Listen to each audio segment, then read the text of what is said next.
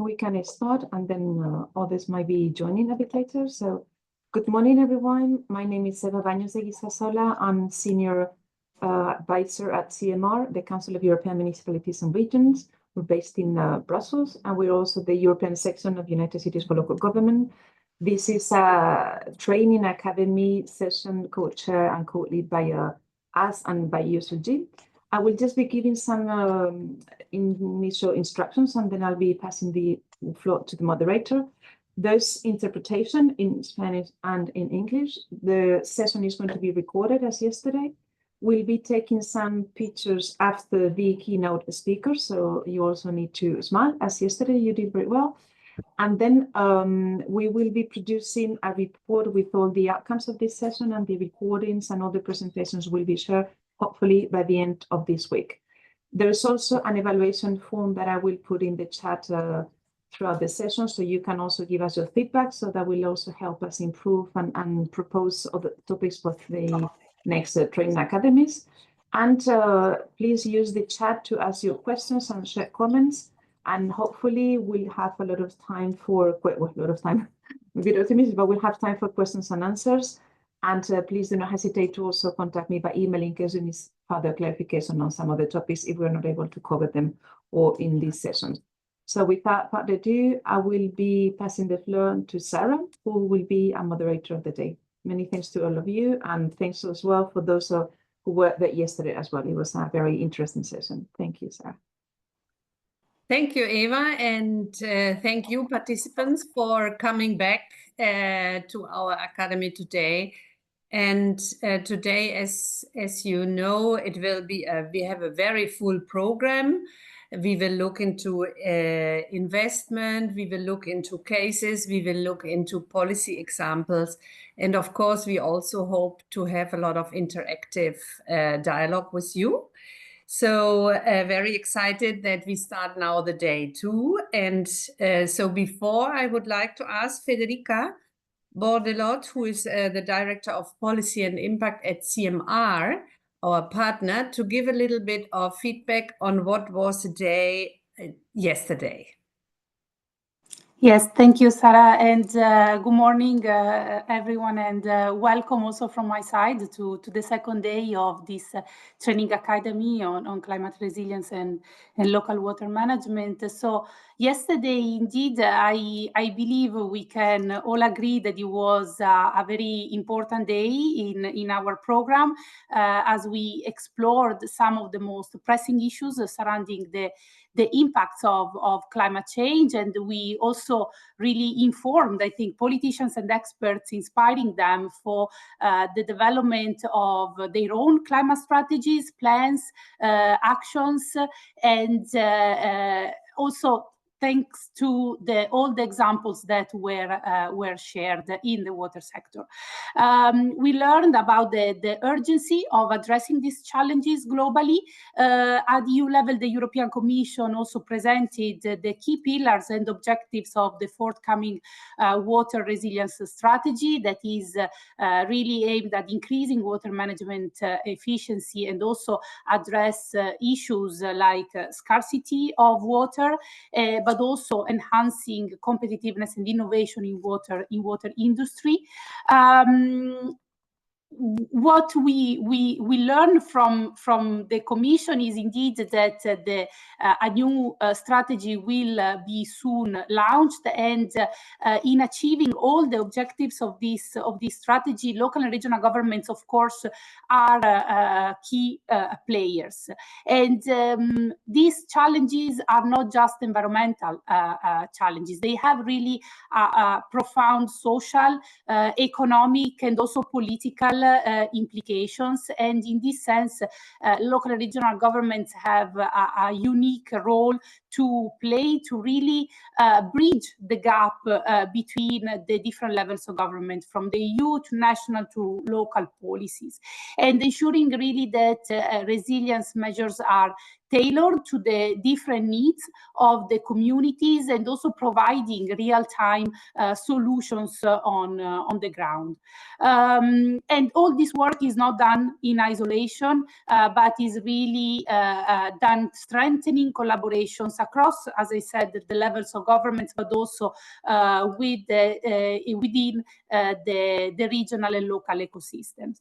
In this sense, and in light of the EU strategy on water resilience, we as members of CEMR really call for decisive and concrete actions from the EU.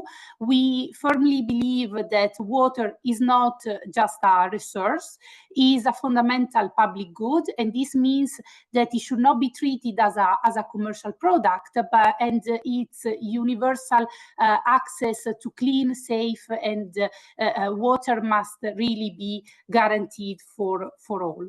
Of course, achieving water resilience is no small feat, and it requires really significant financial investments. We will discuss this also today. CEMR is really calling for the EU to step up funding efforts for aging water infrastructures and climate adaptation initiatives, and really the deployment of innovative technologies that can support really more sustainable and efficient water management practices.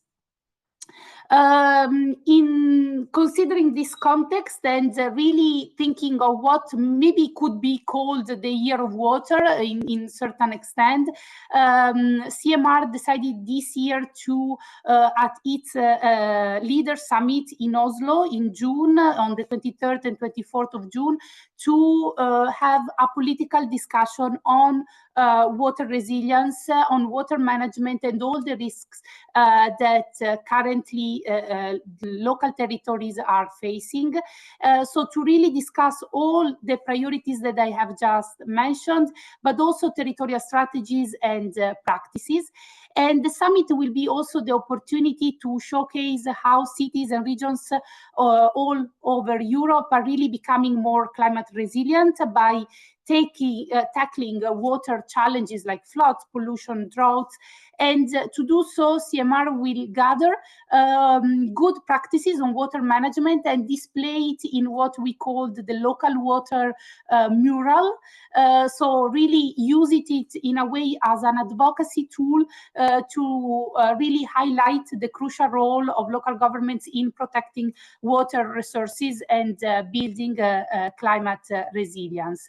We are currently collecting projects and best practices to feature in this initiative. So if you also want to contribute to this local water mural, stay tuned, as we will soon launch a call for contribution.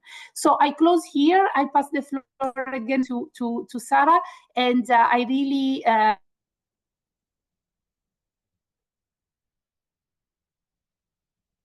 Okay, now we lost you.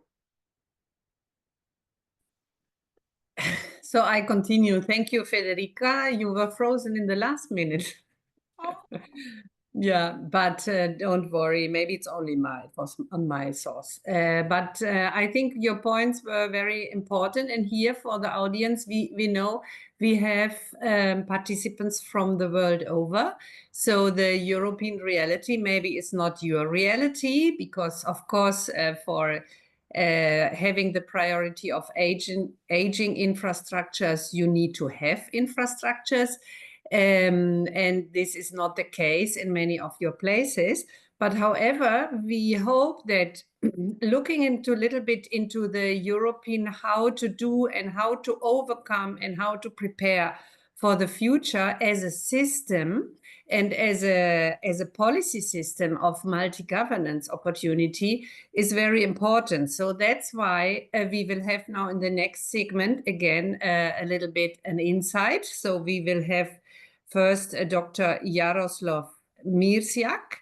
He is from the Center, Euro-Mediterranean Center for Climate Change in Italy. So he's colleague to Jacobo from yesterday. but he is the director of the research division on risk assessment and adaptation strategies.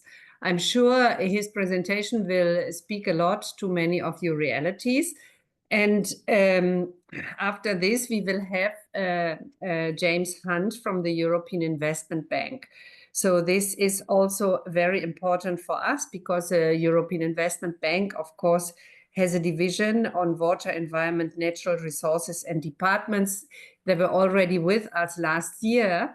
And it's very important to see how to connect with banks. And even if it's a European Investment Bank, mainly targeting European municipalities that can get credits, it's also a very important example how others can look at what the role of banks should have in all this policy development we look ahead. So Yaroslav, the floor is yours to give us an insight for the next 15 minutes. Thank you very much, Sarah. Good morning to everybody. So I have prepared a presentation in which I will explain the evolution of the climate risk assessment, but also opportunities for you how to obtain cascading grants to improve your risk assessment and understanding. I would start with what happened in Valencia last year, and there are many other examples that I could pick up. You have watched that in the newspapers. You have seen the enormous power of the flash flood that hit Valencia and the coast. I picked this up to highlight that there are a number of factors behind, right? The atmospheric processes like cut-off low pressure system data that created over southern East Spain and that triggered intense thunderstorm. At the same time, there was a strong easterly wind that brought the moisture from the extremely warm Mediterranean Sea.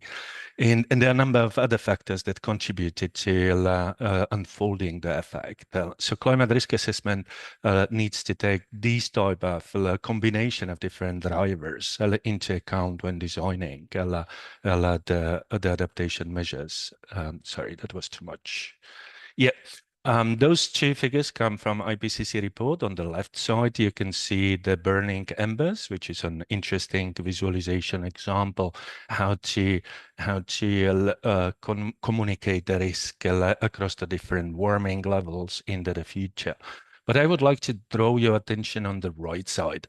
And this is for the case study on coastal flood. There are adaptation measures that are feasible, that are possible to reduce the coastal floods. They are categorized like protect, accommodate, or retreat.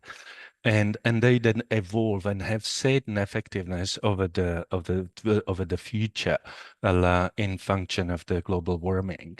And what you can see that there are certain limits. So some measures can be implemented up to a certain level of climate change, and they're not functional anymore.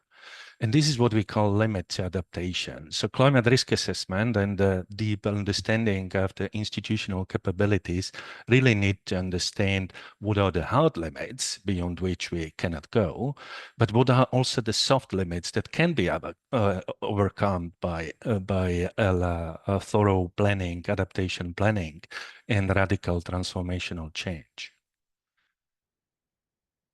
So those of you who are familiar with climate risk assessment and IPCC, the risk is a combination of hazard, vulnerability, and exposure, and they are typically conveyed in these risk propellers.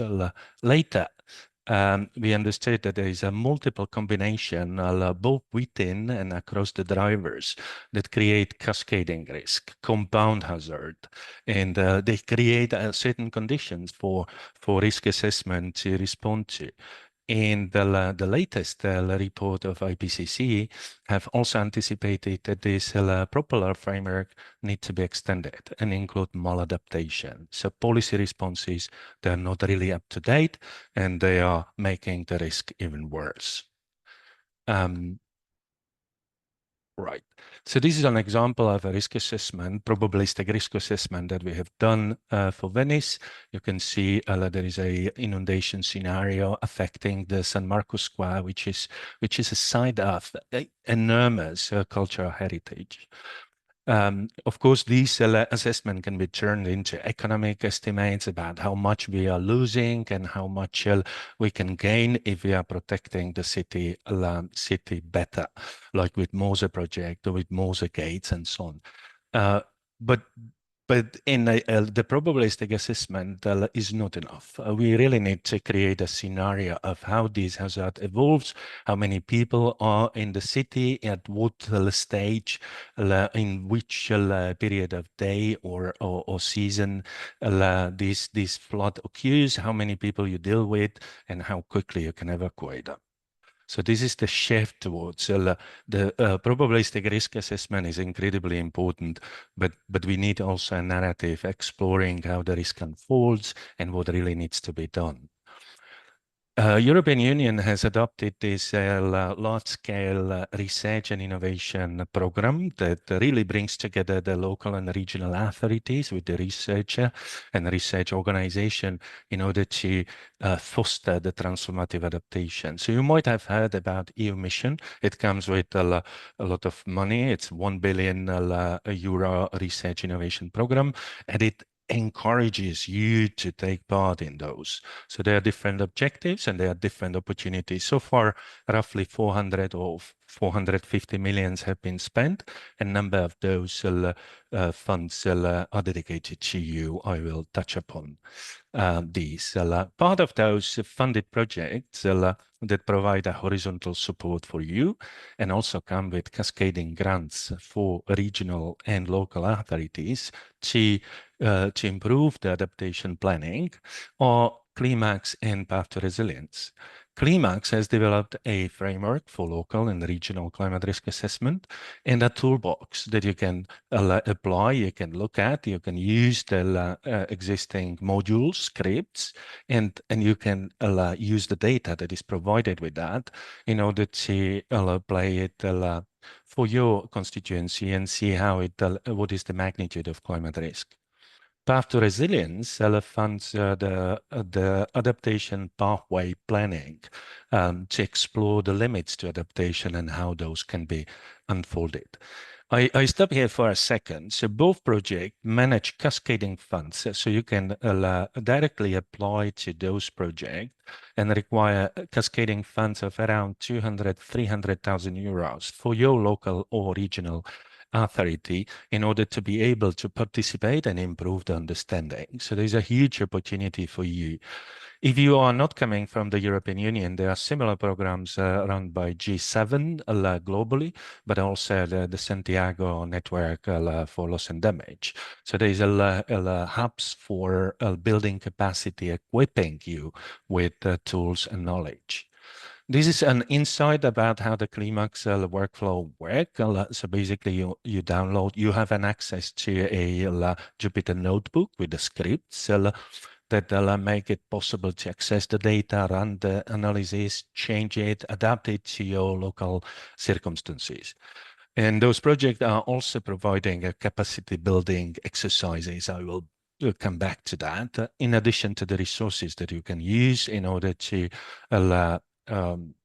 find a partner, local partner that can help you to execute and improve the climate risk assessment. So with that, I have three messages that I would like to put to your attention. The first one, the risk assessment has really moved away from simply looking at the impact in whatever aggregated form to looking at the resilience. That is it comes with attention to compound cascading risk, interconnected system, remote risk, and it does not stop at the physical damage of the extreme events, but also look into failures in supply chains, critical infrastructure, and social systems. One example of how this has been done also for Europe is the European Climate Risk Assessment that we coordinated on behalf of European Environment Agency that you might have a look at.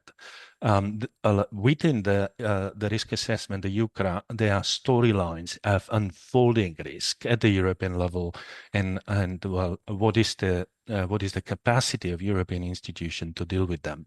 The same type of logic can be translated to the regional and local level and should be.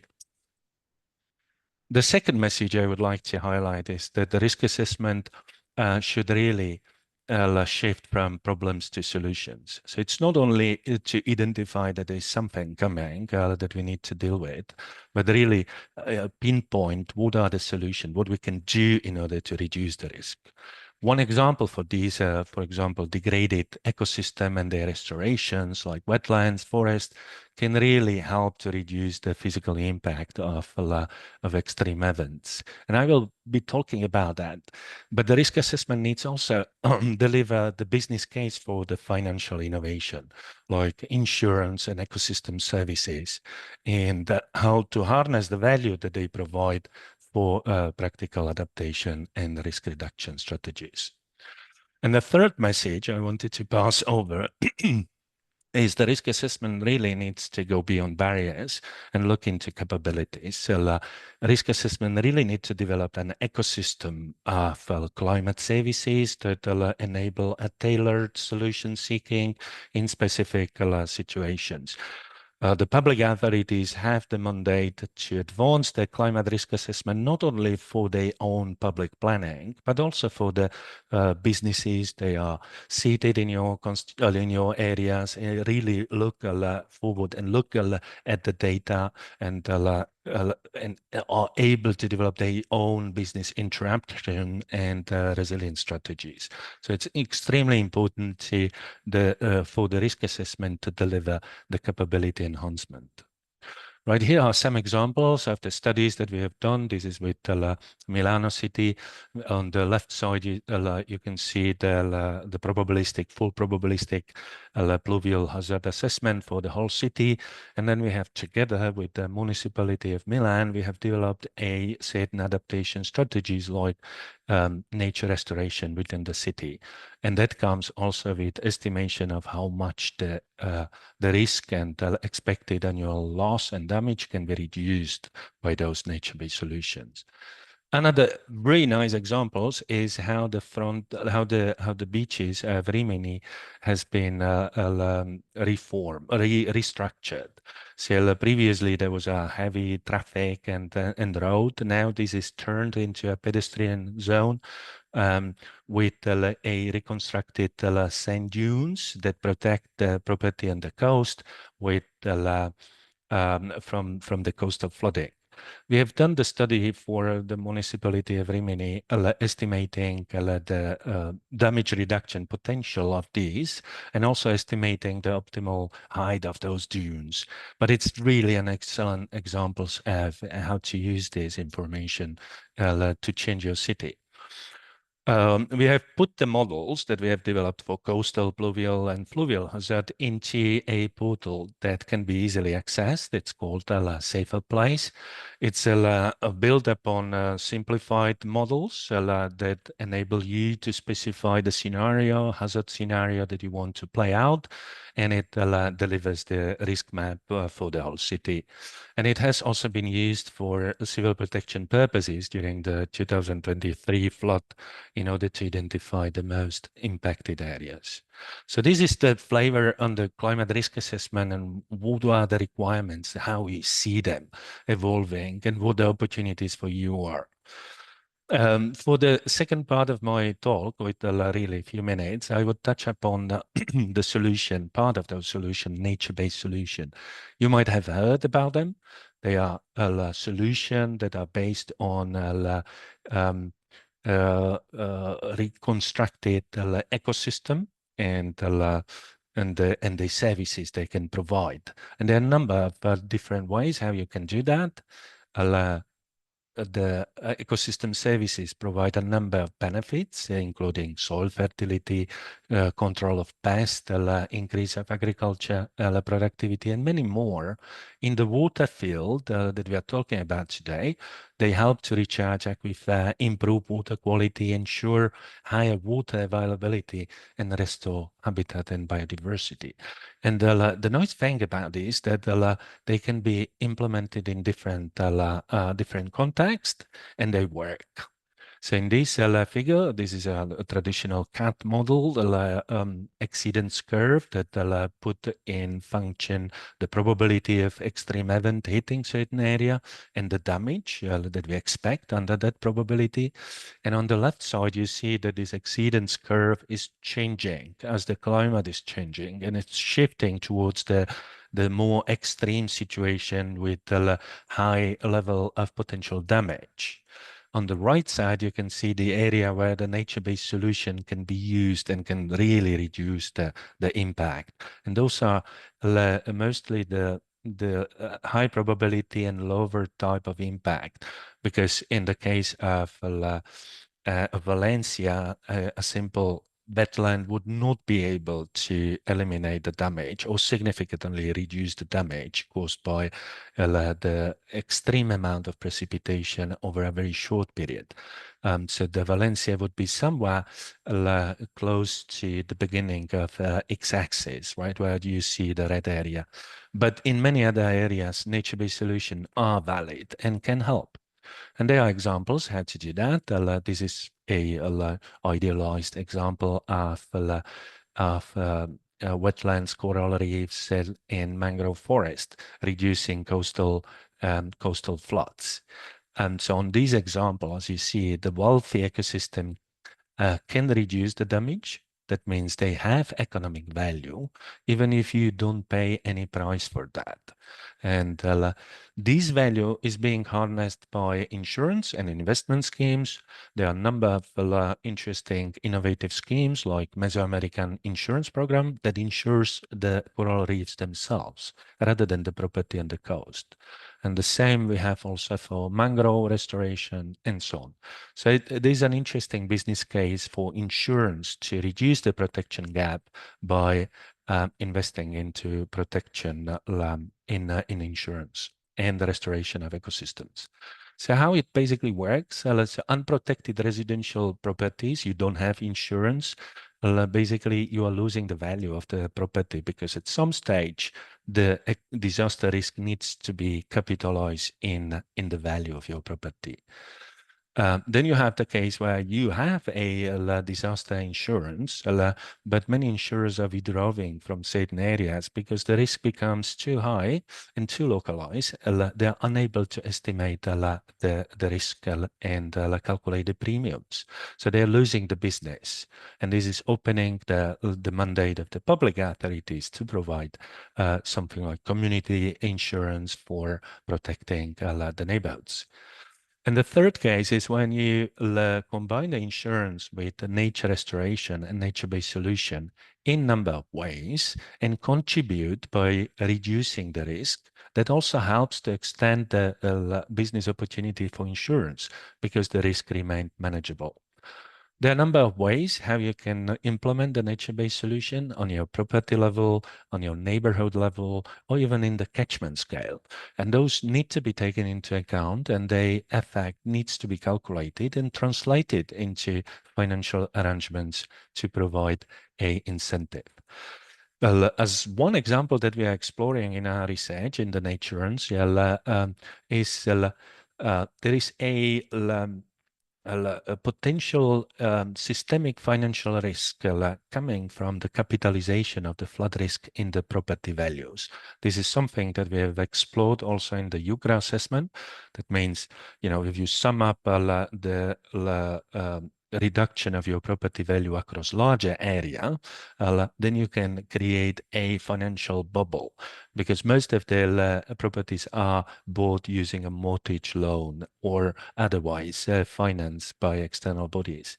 And when you look at the sum of all those losses to the property values created by disaster risk, you might suddenly realize that there is a huge potential for financial systemic risk. So this is one example how to do that, how to reduce this risk. We are looking into urban-rural partnership.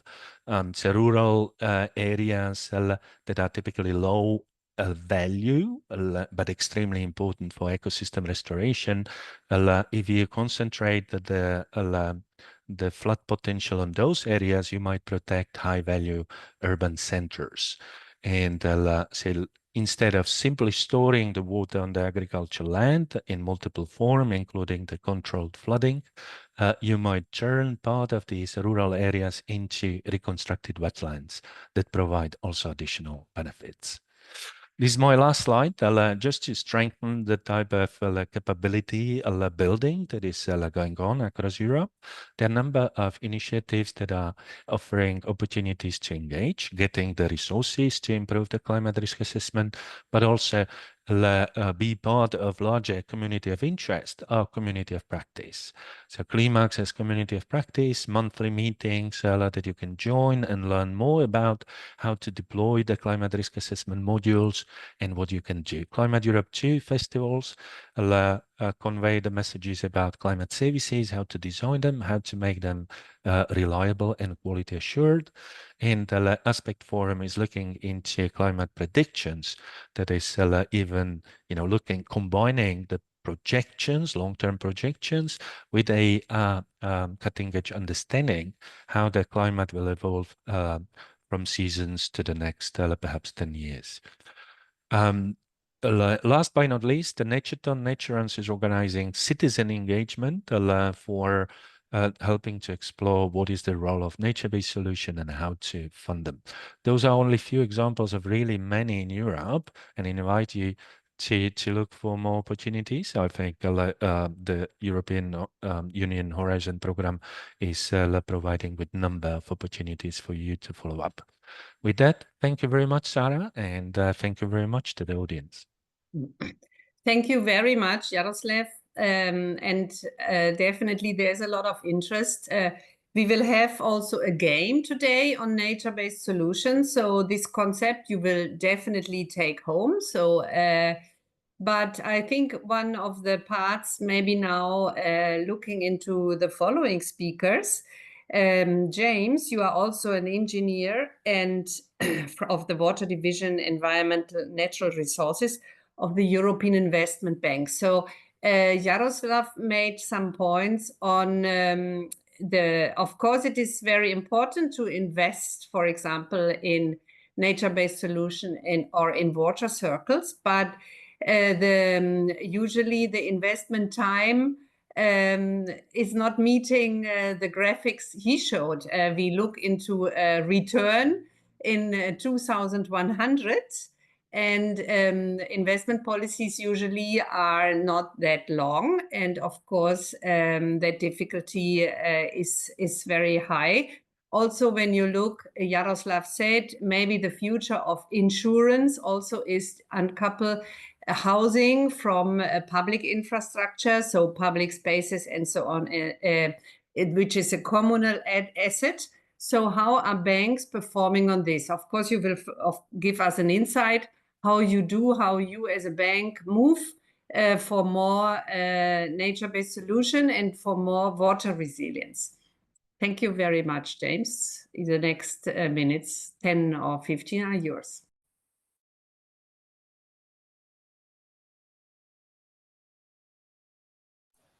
The slide is visible? Okay. Yes, all fine. Good morning, good afternoon. I suspect even good evening to some of you. Thanks very much indeed for joining. As indicated, my name is James. I work for the European Investment Bank, more of which in a moment. It's a rather Eurocentric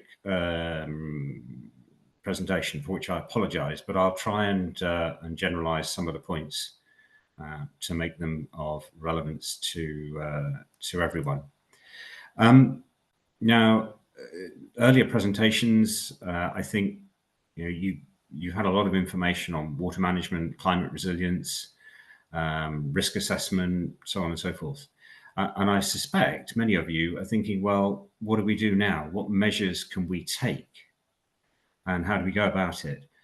The picture in front of you is a measure taken in Poland, and you can see it in operation to retain floodwaters during the recent floods in that country. We helped to finance that. So this is a bit more about practical actions.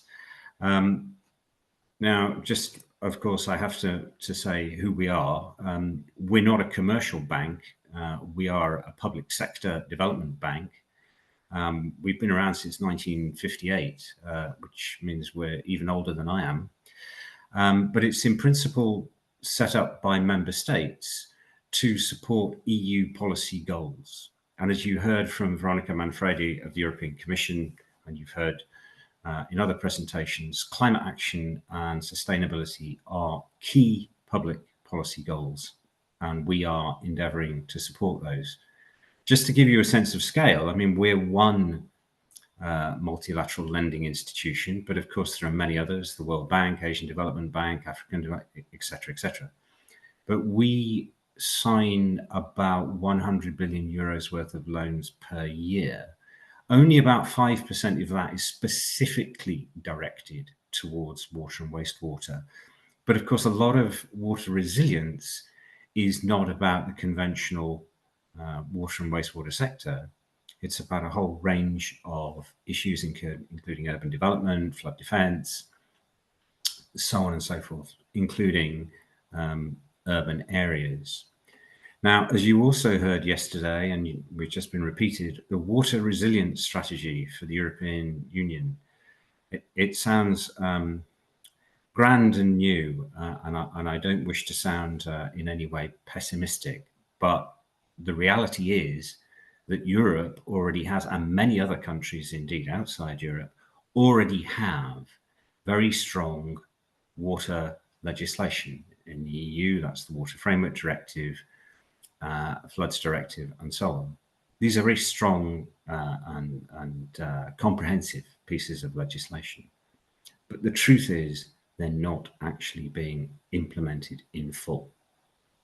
What the water resilience strategy will almost certainly do, and I don't know any more than anybody else at the moment, but I very much doubt if you'll see new legislation. What you will see is a lot of pressure on member states to properly implement the existing legislation. Why is that? Well, the existing legislation already requires member state authorities. Now that's predominantly competent authorities for water, but it's also local authorities, cities, regional authorities, to go through a water management planning process.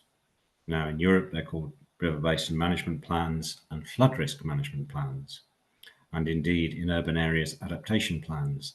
But there are similar requirements in many other countries. And it is those plans that rely very heavily, and so they should, on all the analysis and evidence that Jaroslav was talking about earlier and others yesterday. Why is that? Well, when I think about appraising a project that we potentially will fund, one of the first questions I ask, and other development banks also, is, has this project come out as an action from a strategic planning process that takes into account all the factors that Jaroslav was referring to earlier? So, for example, has it considered the possibility of using nature-based solutions rather than concrete? Is it cost-effective? Is it climate-proof, i.e., will it continue to function and deliver services under the different climate scenarios over decades, out to 2100 if needs be? And in general terms, is it subject to economic appraisal showing that there is proven economic benefit? There are also other considerations that we have to make as a bank about compliance with other requirements, other environmental legislation, and with social standards. And those social standards include consideration of stakeholder engagement, and so on and so forth. Now, all very good and laudable, but the practical aspect of this is the one I want to emphasize. There is no doubt that climate adaptation in any area, but in urban areas in particular, there are a multitude of different institutions involved. And in my mind, that is one of the things that makes it most difficult for you to go about implementing the measures that you feel are necessary. And therefore, I have to emphasize to you that engaging in these parallel planning processes, you may have an urban planning process, you may have a water management planning process, you may have a flood defense process. They need to be integrated in a way that means you can deliver the biggest benefit for the expenditure that you're making. And that's one of the things that will make it easier for you to borrow money from the likes of the European Investment Bank or elsewhere, come to that. So whilst, just to emphasize again, whilst all this analysis that Jaroslav described is very complicated and it's absolutely crucial. And one of the questions I noticed in the chat is, how do you evaluate the effectiveness of a flood defense measure? When we look at projects for flood defense, we look at the predicted flooding and inundation without the project and then with the project and compare. And you do that iteratively to look at what might be the best options. And in some instances, as Jaroslav pointed out, that has to be a combination of protection and possibly retreat. Okay. Making projects easy to implement. Just one, if I may, project. This is quite an interesting one. This is in the Piedmont area of Italy. And there was an old hydropower dam and reservoir, which was not being used for the purpose of hydropower any longer. But the valley below it was suffering from degraded water quality from boreholes, and basically they were running into real water scarcity issues. What we were able to do was to repurpose the dam and reservoir into a water supply scheme, which alleviated the drought pressures that were being faced in the valley. One of the greatest things about it was that one of the businesses in the valley was a brewery, on which note, cheers to you all. I hope that's been interesting. Happy to take any questions, and I do encourage you to have a look at the EIB's website. There are a lot of examples of what we do, but there are also a lot of guidance documents about things like climate proofing. How do you prove climate resilience? How do you integrate consideration of nature-based solutions into your project analysis? Thank you very much indeed. Sarah, back to you. Thank you very much, James. I think this was very insightful and interesting. I mean, in the chat, we have already a move of questions to both of you. And maybe, Eva, we can start. You can summarize them. It's not needed to read them all. Okay, thank you, Sarah. Yeah, many thanks to both of you. Yeah, I've been monitoring the chat, and we have comments from Gambia, and then I know that Jaroslav has been responded simultaneously. So Yaro, if you want to also reflect on your responses. And basically the comments are referring to situations in Benin, for example, where they can, and Gambia, where they can really learn from the European perspective, because there's some differences, but our practices are really inspiring. Also because both James and Jaroslav have shown that using nature-based solutions are very positive. So this is really of inspiration. And maybe, Jaroslav, you can resume the two responses you've been giving to our colleagues, Grace. I apologize because I don't see in the chat what countries they are from. For instance, Grace. I don't see where she's from, but Jaroslav has responded. So maybe, Jaroslav, you can comment on that. And also, UCLG, Juanca has also asked about the local governments that are confronting cases with insurance companies, because sometimes there is a conflict of, you know, whether government should finance or the insurance company should finance activities in risk areas. So there's also a debate there. So Yaroslav, you can maybe present your responses to the colleagues. Thank you very much, and thank you, James, for the really insightful presentation. So Grace asked about ask the question that James has already answered. How to assess the effectiveness of flood measures? It really depends on the conditions. It really depends of what adaptation measures you can implement.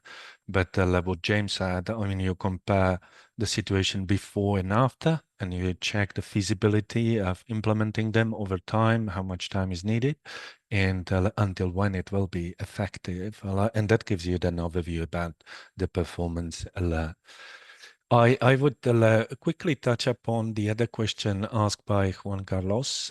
What to do if the insurance withdraw the financial service? And I would combine that also with a question from Phil Albino that asked whether public entities should subsidize insurance. As I put in the chart, I mean, we see it coming in some areas. The risk becomes too high or otherwise not manageable by the insurance. So we have seen some of them are withdrawing from the hotspot areas like California. Wildfire insurance is very difficult. The same also the tropical cyclone insurance in Florida becomes, but also in Europe, we have these tendencies. On the other hand, there's a lot of innovation, right? The insurers are looking into new schemes, how to implement them and how to provide a financial coverage. But what the public entities can do when there is no insurance provided, I think there are nice examples of community insurance where either the public provides the insurance or there is a public-private partnership that improves the viability of commercial insurance also for the insurers. We have nice schemes in France, public-private partnership, and in Spain they have been running for a long time. So there's lessons learned from those cases. Now, whether the public should subsidize the insurance, there's no straightforward answer. It really depends on, it's really a tough and ethical choice, right? We have seen some schemes that are going to full risk pricing. That means everybody pays according to the level of risk his or her property is exposed to.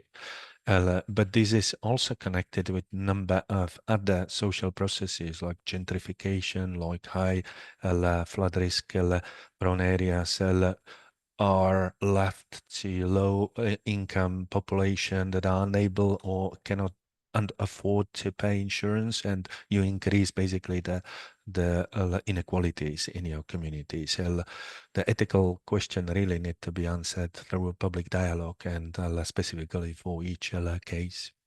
And with that, thank you.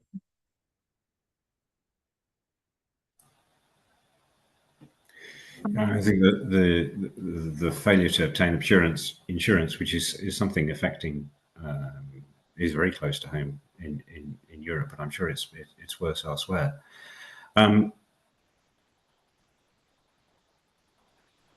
It seems to me that there has to be a degree of solidarity built into this.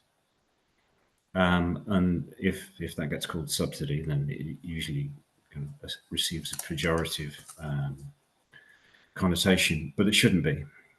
That we as human society have imposed these risks on certain sectors of society is a collective responsibility, in my view. So there's a personal answer to your ethical question. It is a question of human solidarity. If I may just make one more point, going back to the number of comments about nature-based solutions.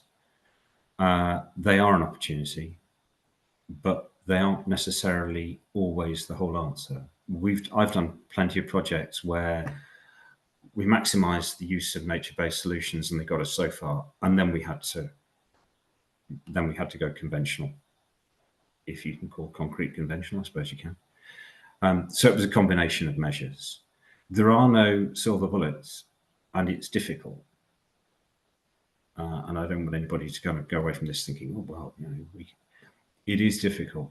But if you have a coordinated response, as has been indicated, across, local government, river basin authorities, communities, it becomes a whole lot easier. But managing that planning process collectively requires a champion. And it may well be that it is the city authority or the regional authority that has to act as that champion. Because in a sense, they have a more direct democratic mandate than do agencies such as, in my home country, the Environment Agency for England and Wales is a government body. It's a long way from democracy. And I think it's crucial that you have local people engaged. Could I just make one other point? The European Investment Bank does operate outside Europe, and we do provide loan finance. So I noticed there was a comment earlier about not having access from commercial banks. That is precisely the gap that development banks are there to deal with. We're not there to compete with commercial banks. If there's commercial lending available, fine, get on with it. Don't. Where there isn't, and that is very often the case where there isn't a financial return from the investment, but there is a great deal of economic good. So putting in a flood defense scheme or urban regeneration involving the creation of landscape spaces, nature-based solutions, multi-purpose, fine. But they don't make money. They make economic and social sense, but they don't make money. So they're difficult to finance through commercial means. That's what banks like EIB and a lot of others are about. We're there to resolve what is called a market failure. Let's not go down the theory of that, but there we go. Yeah, I think we have to leave it here. I think what you said, James, is closing very well the chapter, the role of public banks versus commercial banks. And of course, here we also, in Europe, now the recent disasters in Valencia or in Germany 3 years ago, they were extremely expensive, but the calculation of these disasters is very helpful because then we know what it costs not to do nothing. So as we say, and one of our resilience trainings is about the cost of doing nothing. And I think this is meaningful that in every country you are, you need to look who is around, who can be helpful, who is my system of government, of banks, of investment, and of communities to address the issues. So I see, Eva, you raise your hand. Is it? Just to say that, because I know that Jaroslav and James have already responded more or less to the questions you had. So you have additional ones, please address them to me and I'll make sure that I pass them on to the speakers as well. It's just a matter of time, but I do appreciate that you've been responding, James and Jaroslav, to that. And there's a huge interest on the nature-based solutions added value to implement policies. So, and there's a comment from Matoshino saying that they're really engaged on that. So thank you very much. Yeah. And in the afternoon, we also will have several examples, not only on flooding, but also on drought and how to deal with droughts. So I think all will fall into your questions. You will have several answers during the rest of the time. So for now, we will sum up this part, and I think we will be in contact also, Susanna, maybe your point, having more exchanges like this on the experience, what can be learned. Of course, we will continue with our Climate Academy. We hope also to continue with with the Climate Institute and with the European Investment Bank. And maybe in the future, we have to see how to integrate from the other regions also those actors. Now we have the picture, so don't forget, Eva, want us to smile. Okay.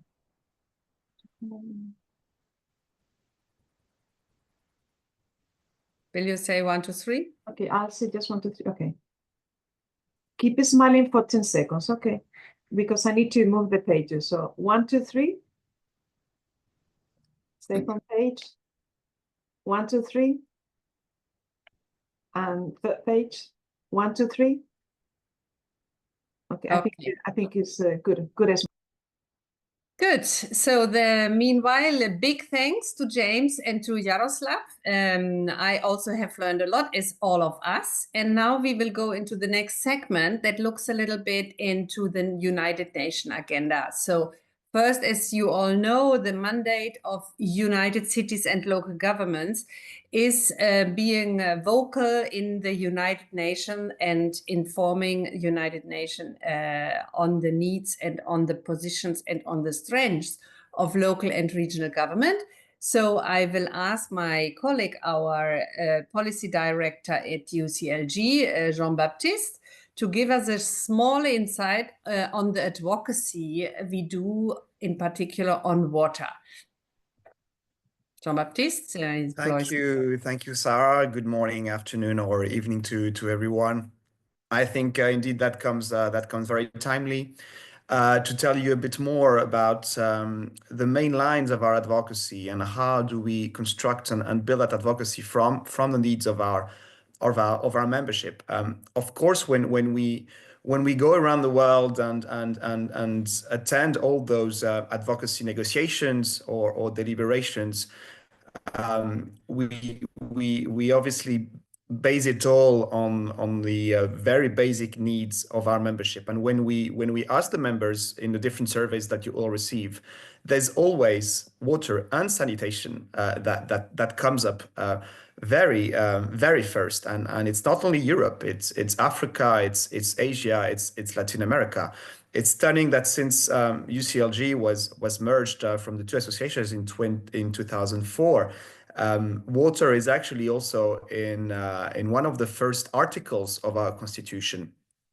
So we've been working on water since the inception of UCLG, since the very beginning, and having in mind those different lines of advocacy. The first one, and I think it has also been in the very past years, trying to renew the narrative on water and trying to also be a bit more at the avant-garde than the international agenda was. We've faced that issue that the UN until only 2 years ago did not meet around water. So there was no main point of advocacy impact where we could shape our advocacy on water. We were going to UNDRR, we were going to the different COPs, having some messages and having some key lines on water, but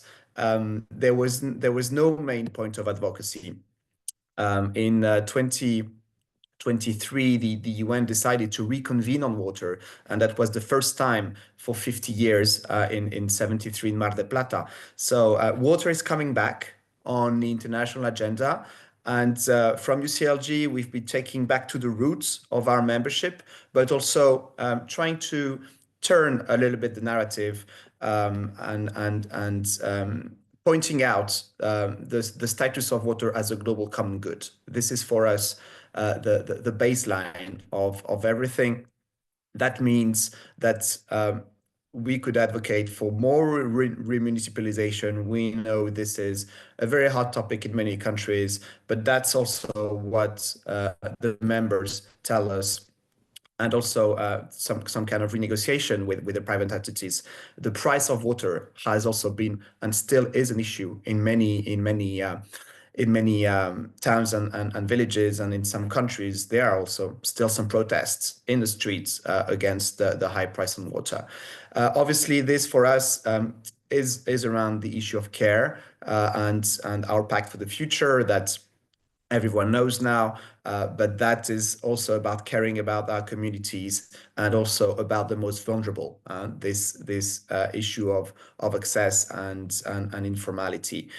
Talking about access and universal access, I mean, for us, when I was talking about going back to the roots, there are universal rights on water at the UN, and for us, that's the second main point of advocacy.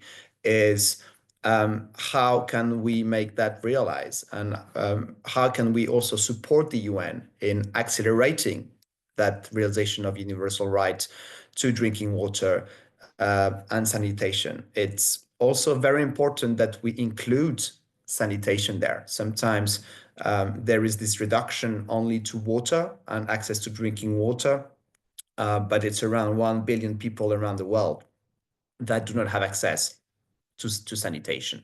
So that is also very important for us.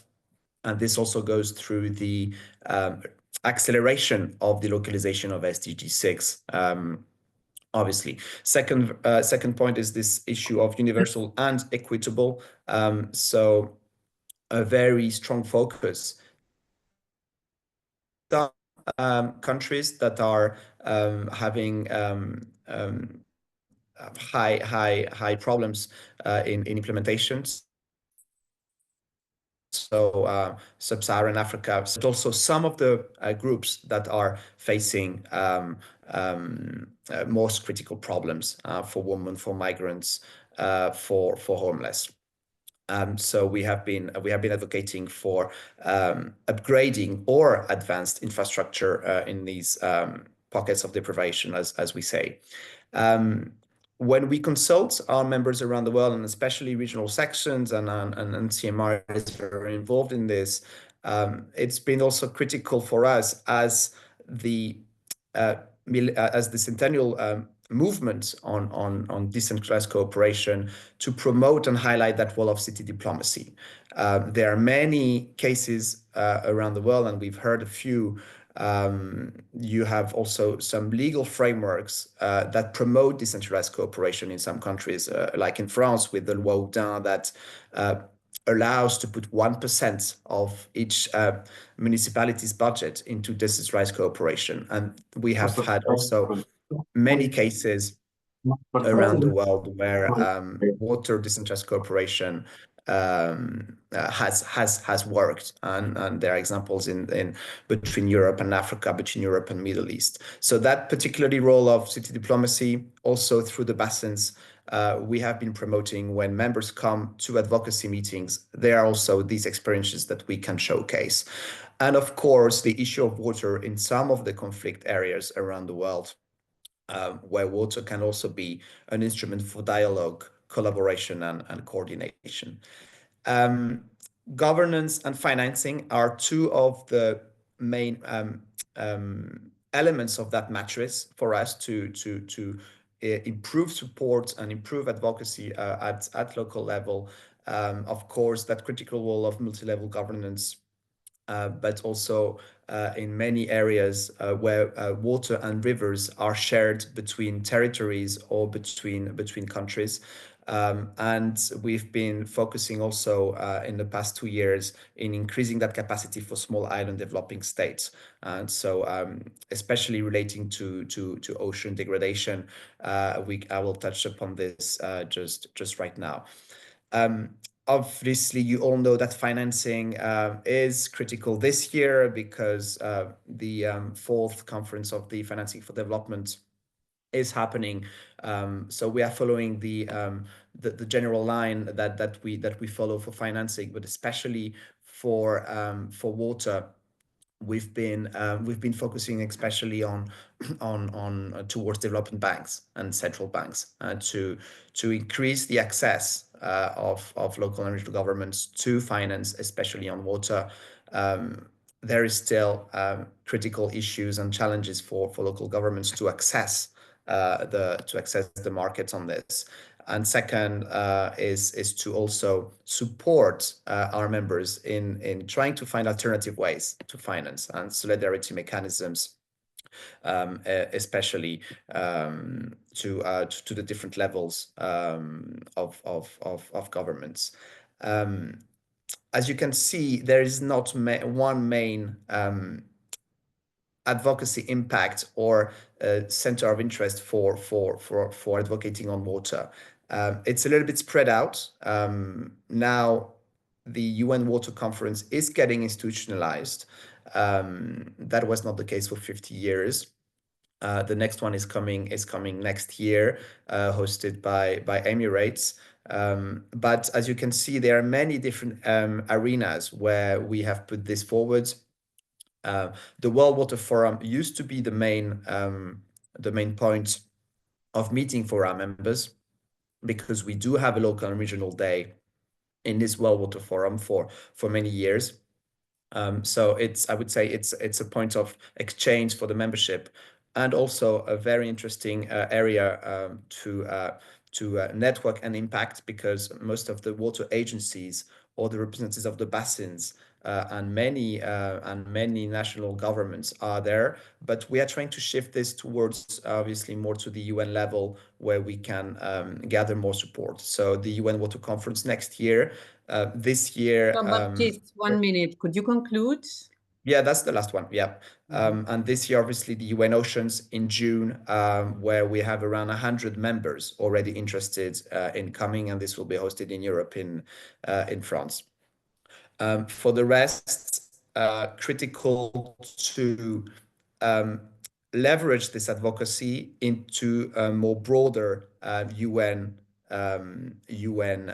negotiations. So I would just focus on financing for development, the World Social Summit also this year, and the 3 COPs: climate change, desertification, and biodiversity, which have all some water elements. So I would leave it here, but I hope that was useful to tell you a little bit about the history, the main elements, and also where we are trying to impact this. Thank you so much, Sarah. Thank you very much, and sorry for pushing you, because we are a little bit behind schedule. And the afternoon, as I said, is full of practices, but that will speak very much to what you just said. It will speak to drought, it will speak to flooding, it will speak to infrastructure. And of course, for city diplomacy, we have several examples of decentralized cooperation looking into water. But before this, we are now here with Norvin Schafferer. He is working at the Interagency Cooperation Unit of the UNDRR headquarters in Geneva. So UNDRR is a very well-known partner for us, because we, of course, are with you advocating also here for the role of local governments and regional governments. We are together in the MCR, Making Cities Resilient. So we are also ready to go to Geneva to push again there for your next conference in June. So we are, of course, looking into working with you, but now we want first to get a little bit of insights on the work of UNDRR, in particular stressing on water. So Norvin, the floor is yours, and I'm also afraid I will have to interrupt you after 7 or 8 minutes. I will give you a warning. Go ahead, please. Okay, great. I'm just setting up the presentation, and I hope you can see it properly. Yes, it is in presentation mode. Go ahead. Excellent. So thanks very much. Thanks very much to all the other presenters and to your colleagues for inviting us here. So as I mentioned, my name is Norvin. I work with UNDR here in Geneva, and thanks for the opportunity to talk a bit about sort of that linkage between disaster risk reduction and water. And so after these presentations just now, which all have mentioned so many of the topics that we also find very important and try to stress at the global level, I will take you a bit sort of back to the global policy level, and then also try to relate very specifically to some of the projects that we support, including the ones that Sarah, you just mentioned, and in relation to MCR 2030, etc. And I will, please bear with me, I've prepared a sort of more comprehensive presentation, but I will move through some of the slides relatively quickly, knowing that you will get the presentation later on as well, and will have access to the information later on. So just here, a very brief introduction to UNDR. UNDR is the part of the focal point within the UN system. It's a relatively small agency, but it's the focal point on disaster risk reduction. And as such, we're the custodian of what you may have heard of or not yet, the Sendai Framework for Disaster Risk Reduction, which is really the mandate that has been given to the UN from member states to work on disaster risk reduction, and essentially to help and improve resilience and prevent and reduce disaster impact in the future. So the Sendai framework, so that you have some background, is here. The main goal is the increased resilience, and it has 4 different priorities, which move from understanding the issue all the way to enhancing preparedness. And that moves through strengthening risk governance and investing for resilience, all topics that have already been addressed. And needless to say, this is all set, and we are here because there is a growing impact of disasters, and which we're expecting to grow within sort of this context of climate change and increasing impacts, even though there are some positive signs as well, such as the average disaster mortality has actually declined. However, the overall impact still keeps increasing. Now, just to give you an idea, and this is in line also with what your colleague said yesterday, we try to look at water not just in terms of disasters and the crisis contexts, but we try to look at water as part of this Nature for Resilience agenda, knowing that healthy ecosystems are key to resilience, because healthy ecosystems make healthy societies and help us reduce the disaster impact, and achieving across the Sustainable Development Goals, the Sendai Framework for Disaster Risk Reduction Goals, and the Paris Agreement as well. And nature-based solutions, I'm so pleased that nature-based solutions has emerged as such a key aspect of this training as well, because this is something that we're trying to really include in the various policy discussions. And Sarah, you just mentioned the Global Platform for Disaster Risk Reduction that is happening in June, which is our big biannual meeting. And here also, together with Yaro and other colleagues, we're organizing a session specifically on the importance of nature for resilience. So this is great to see. And I could see also yesterday that there is a lot of knowledge already on nature-based solutions in your local contexts. And here are just some of the tools that have been developed on this by us together with partners. So water and disaster risk reduction, what is the key linkage? So most of the human and economic impact of all disasters combined have actually been caused by water-related disasters. And that's an interesting fact that leads us to the importance of risk-informed decision-making in order to really try and prevent that water-related risks become disasters.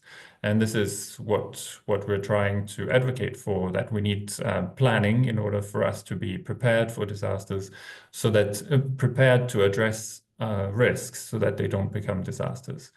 And this requires all stakeholders, and you know that as local officials, this requires all stakeholders to work together and in a multi-hazard and multi-risk governance approach. And translating this, we work a lot at the global level and also with national governments, but translating this to the national and local level is really key. So this is why this training is great. So the global context of course, you know, the Sustainable Development Goal number 6, clean water and sanitation.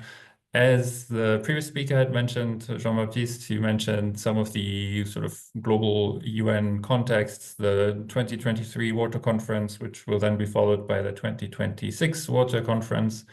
The Water Action Agenda, which has asked for commitments on implementing the goals under that, and the commitments and the decisions that came out of the UN Water Conference. And one of them is for the UN also to become more organized. And one aspect of this is the system-wide strategy for water and sanitation. And our role here is really to integrate the disaster risk aspects into the thinking of the different partners involved in addressing water from different perspectives. And here you can see how we do this.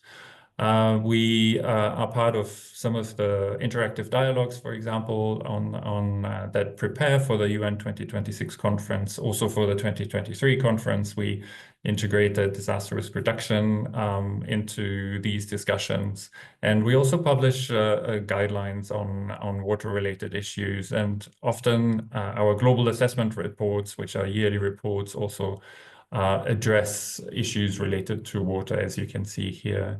Now, UNDR has also made three key commitments, and these are interesting to mention here. So number one, they are interesting to mention here also because they then relate to the more local level. So commitment number one relates to better data. So that's the idea that we need better data in order to inform our knowledge of what the actual losses and damages of water-related disasters are. But that also helps us then to inform better measures to prevent future hazards from becoming disasters. And together with UNDP and WMO, we are working on systematically on establishing a new system that systematically collects data and helps inform these decisions. So that's one of the major goals that we're trying to address. Number two is advancing water infrastructure resiliency. So here, this is an increasingly important work stream for us where we work with other partners on addressing infrastructure resilience. So here, as you know, disasters have a major impact on infrastructure, including water infrastructure. And the principles for resilient infrastructure are really here to guide us and guide stakeholders in understanding what the impact of disasters can be on infrastructure and how to improve resilience of infrastructure. And here we have also focused specifically on the environmental aspects of it and also the water sector. So there's specific guidance for the water sector to assess the resiliency of the water sector through a infrastructure stress tool, which allows stakeholders, and it can be applied at the national level, but also subnational level, invites stakeholders to assess their resilience and identify priorities for improving their resilience. And here is an example of what sort of the outcome of such a... Norvin, 1 minute left. Sure. What the outcome of such an exercise would look like. So this is a scorecard which then helps stakeholders assess the improvements to be made. And then here is an example of a project that we have with the Netherlands on the water at the heart of climate action, which is a project specifically in Ethiopia, Rwanda, Sudan, South Sudan, and Uganda, where we inform sort of our role, as you see, is to inform the disaster risk knowledge and governance. And since you, Sarah, already mentioned the MCR 2030 campaign, I think that would be initiative that would be important to mention, since UNDR also is involved in the MCR 2030, which is a global partnership of key partners and gathering a number of cities across the world to help them improve resilience. And this is not just on water, it cuts across several sectors, but water is one of them. And there have been a few initiatives on water specifically. And so maybe just as a last slide to mention here, the Kazakhstan floods, where we collaborated with a partner, the Dutch Disaster Risk Reduction and Search Support, to help the local actors, the city and at the national level, to improve the resilience and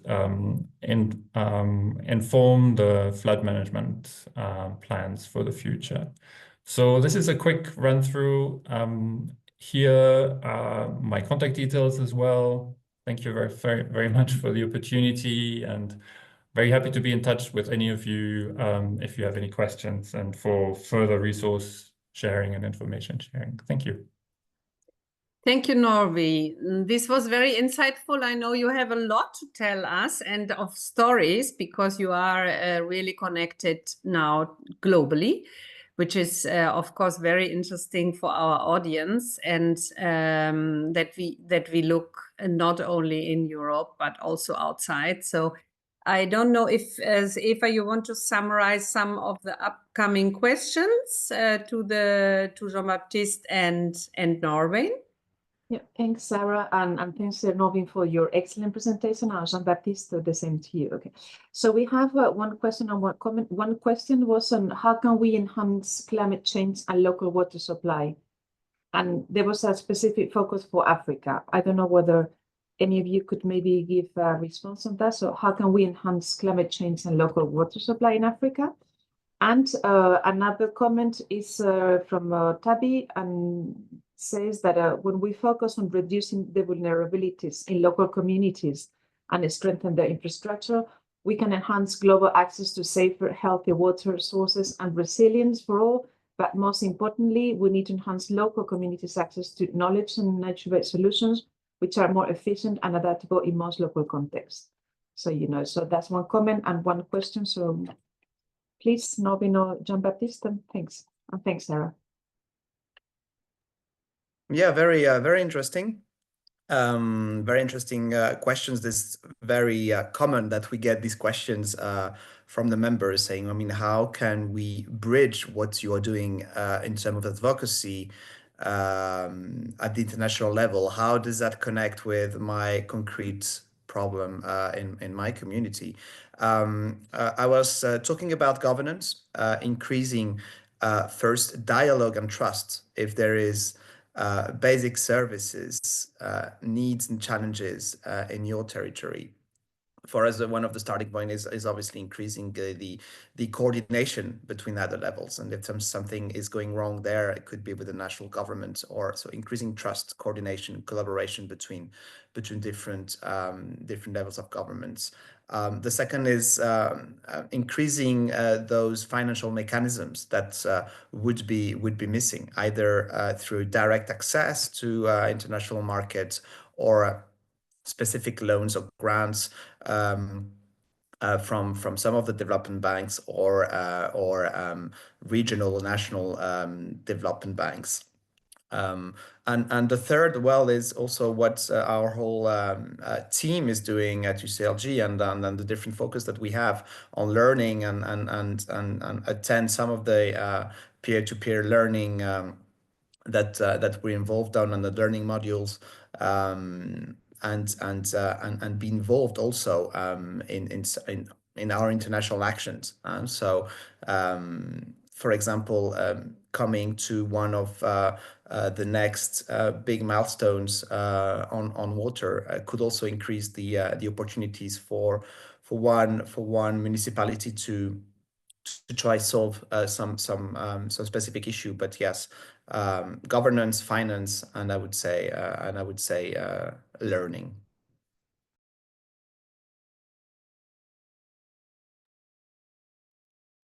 Maybe just quickly from my perspective also, I think Jean-Baptiste, you made very good points. And from our perspective, of course, we work primarily at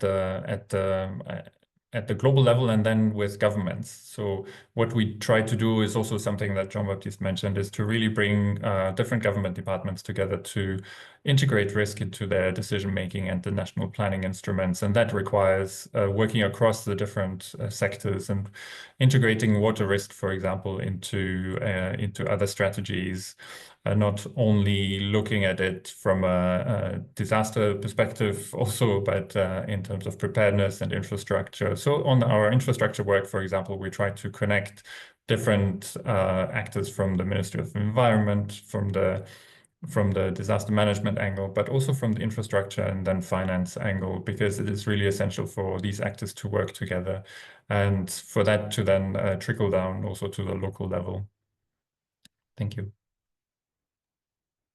Thank you very much, both. And yeah, now we have to to go on.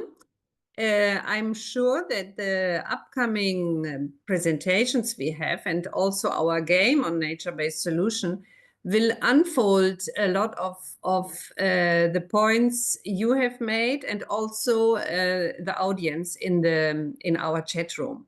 So as we, but now we want to allow you, maybe we do a short break of 5 minutes, because we will have a good afternoon session, a solid afternoon session. And if you allow us all, we will also play with a delay of probably 15 minutes. So then we would not end at 13:25 European time, but 1:45. So I hope this is okay for you. So 5 minutes rest, And then we will come back. We will do a game to start. And then we have a case study, and we start with a management of drought.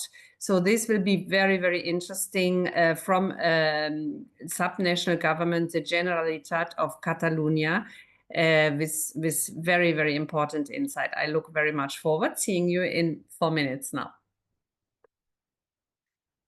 at 30.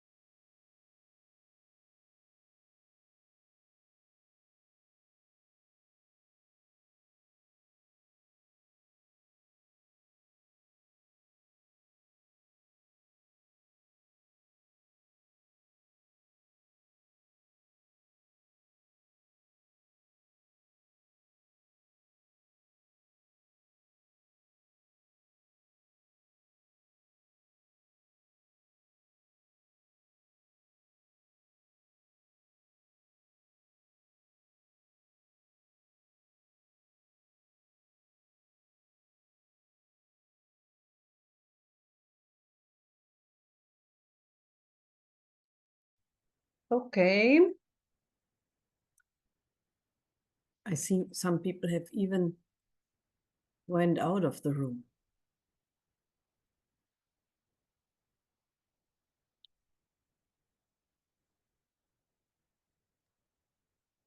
And others have come. Yeah. Okay. So maybe we can start projecting the Mentimeter for the game so that we have this in screen, and those who are already back can download the code. Juan Carlos, we are in your hands now for the next 15 minutes. Thanks. And then you can start. Thank you very much, Sarah. Welcome back, everyone. And yes, while we wait for a few seconds, I would invite you to join us again on an interactive consultation using Mentimeter. So please use your phone to access www.menti.com and use the code that you see on screen, or you can also scan the QR code directly to access the consultation. You can also, let me see if I was able to send it via chat. No, I haven't sent it yet. You have it now via chat, the link to go directly from your computer as well, if you want to join us from the computer. So let's go to the first question, and this is an exercise that, again, as yesterday's exercise, we usually do using cards and in a group environment to kind of do peer learning, bring out different experiences and reflections. But today, I'm going to guide you through more of an individual reflection on nature-based solutions and your own context and territory. But first, let me ask you, what color do you associate with nature-based solutions? And we've been already talking about it this morning, so it might be easier for you to understand what we're talking about, and let us know which color do you associate with them. So again, for those of you who are just joining us back from the break, we're going into an interactive consultation. So please, in your phone or in your browser, go to www.menti.com and use the code that you see on screen, 51326729, to join us for the next 10 minutes with a few questions. So I see we have 18 people. Hopefully we have more of you joining us in this exercise. You'll have the code at the top of the screen throughout the interactive consultation. So far, I see a majority associated with green, some with blue. I think we're talking about water resilience, and as Fabrizio mentioned yesterday, water is within all of us. I mean, when we talk about nature-based solutions, you will be able to see that a lot of them relate to water as well. Not many responses on brown, although it does have a lot of things to do with soil as well. Yellow, a lot of them are powered by the sun. But okay, so let's go now. We have more people coming in, 20. So let's go now to the following questions. And for the next 4 or 5 questions, I want you to think of the particular context of your city and your territory, and the challenges that you have, the environmental context that you live in. And you will be choosing from 4 different nature-based solutions, the ones that best could be adapted to your particular context. So you will end up with 4 different cards that we will then use for one final reflection. So which of these nature-based solutions do you think could be more suitable for your city, that could be implemented in your city? We have here 4 initial options: park creation and management, mangrove restoration, soil and water bioremediation, or forest management. So it depends on your context as well, whether it's on the coastline, in the mountains, the amount of parks you have. And I want you to remember the card that you use, that you chose. Okay, 16 people. Again, for those who have yet not joined, you can follow the link in the chat or go in your phone to www.menti.com and use the code that you see in screen. Okay, so this one, I think it's all of us can, these nature-based solutions were mentioned, but let's go now to a new set of 4 cards. So which of these 4 do you think could be suitable for your city? Climate-smart agricultural systems, creation of biological corridors, coral reef conservation, or hillside restoration and replanting.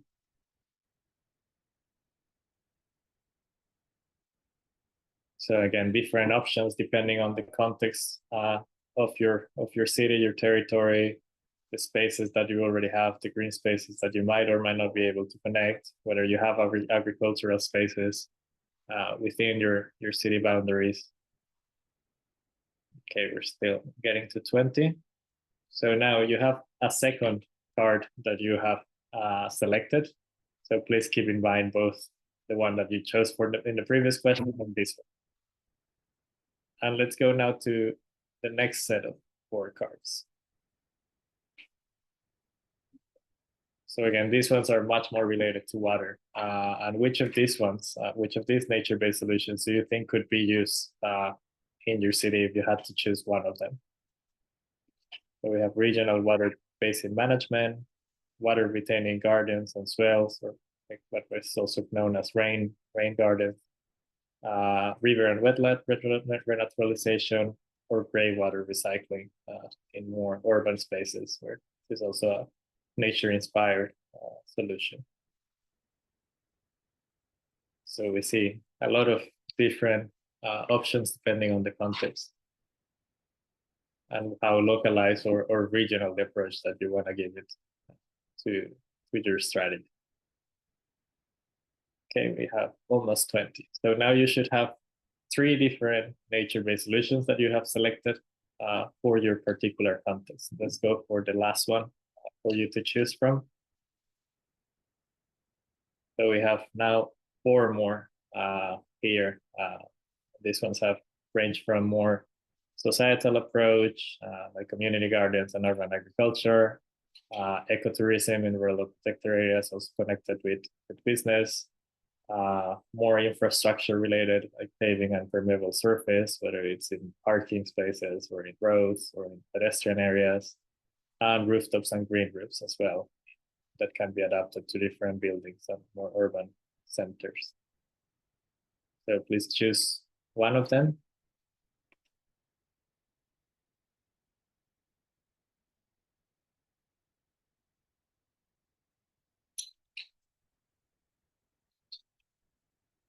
Okay, we're getting up to close to 20. Well, everyone has chosen one.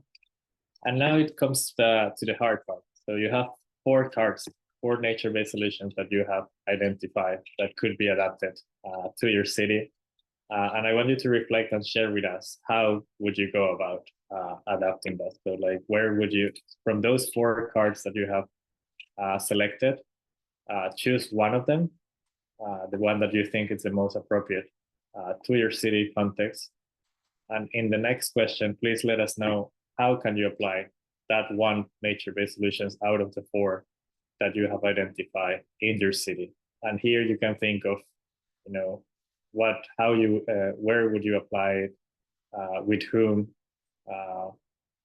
in what kind of temporary context, and how would you do it? So share here some ideas, and please do include the name of your city or region so that we know what we are talking about and the nature-based solution that you have decided to use.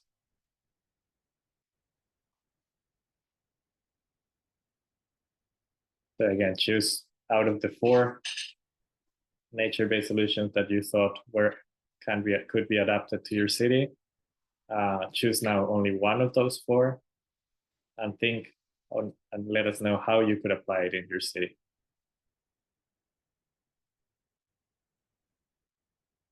And what benefits or what specific challenges your city is confronting could it help to mitigate? So we have here some answers coming in. I would need a policy in the city that allows for quick implementation actions. So yeah, sometimes nature-based solutions do take time. Nature has to take their time, but we also can go for quick gains through small actions. Political commitment, urban design with technical and operational support, definitely something important to integrate that nature into more hard and gray infrastructure that is often doesn't provide the space for that. Restoration of river in Dhaka, thank you for giving us that context. Plantation, rainwater management and neighborhood support, political governance. So like the issue of policy, political governance, kind of acceptance can coming up again. Very good to see that, and something that we might also ask in the case studies that we will be looking after this. In Nantes, the urban agricultural places can be put in place. The rural area around is very active to help break the urban-rural silos and allow local consumption for citizens. Very nice example with the context on how to bring that connection between rural and urban areas through urban agriculture. Enhancing community capacities, engaging and the stakeholders for agreements, long-term plans despite the 4 years mandate of mayors, also something related to that political commitment and policy continuity. Smart agriculture. Okay, so thank you very much for joining us in this reflection. And the idea here is just to kind of that when you're listening to the next case study, you also relate it to your context and kind of use this initial exercise to bring those questions, share your own experience and your own reality. Thank you very much. Let me see just a few more that are coming in. Mangrove restoration to avoid sea erosion or like saline intrusion. In Mombasa, we're at the shores of the Indian Ocean, so collaboration with local government as well as the national government for service for mangrove restoration. So very including the WHO, the stakeholders and partnerships that you can develop for implementing those actions. Thank you very much for this. Sara, I will give it back to you to start a conversation on a specific case studies that we have prepared. Thank you very much, and also the participants for the active participation. It's of course here in the online we do our interactive games much more reduced, but it's anyhow very interesting to see your ideas of application, and of course you bring us also to see all your places. No, they immediately pop up in our minds. So I'm sure that for the presenters now to come, this is also very important. They know whom they speak to. So we have now our sequence of case studies, and the first case study, I'm very happy we count on Jordi Molist. He is a director of water supply at the Catalan Water Agency in Generalitat Catalunya. Yesterday, Jacobo already made the point. Maybe you remember the picture of the embalse, the dam in Catalonia, and the drought was known, but it is not only the challenge that is known. I think it is very, very important to know the solutions and how you came to solutions to fight the water scarcity, which is one of the bigger problems of the future, as many of our participants have communicated in the chat. So Jordi, we are very happy to get your insights in the upcoming 10 minutes. Please go ahead. Muchas gracias, Sara. Bueno, voy a compartir una presentación, si os parece bien. La tengo ya aquí en pantalla.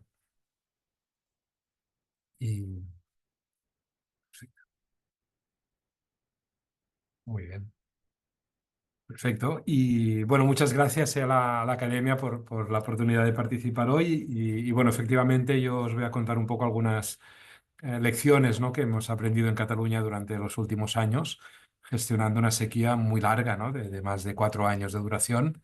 Y bueno, que ha llegado también pues, a unos niveles muy preocupantes, ¿no?, a nivel de reservas. Entonces, bueno, solo un poco para localizar.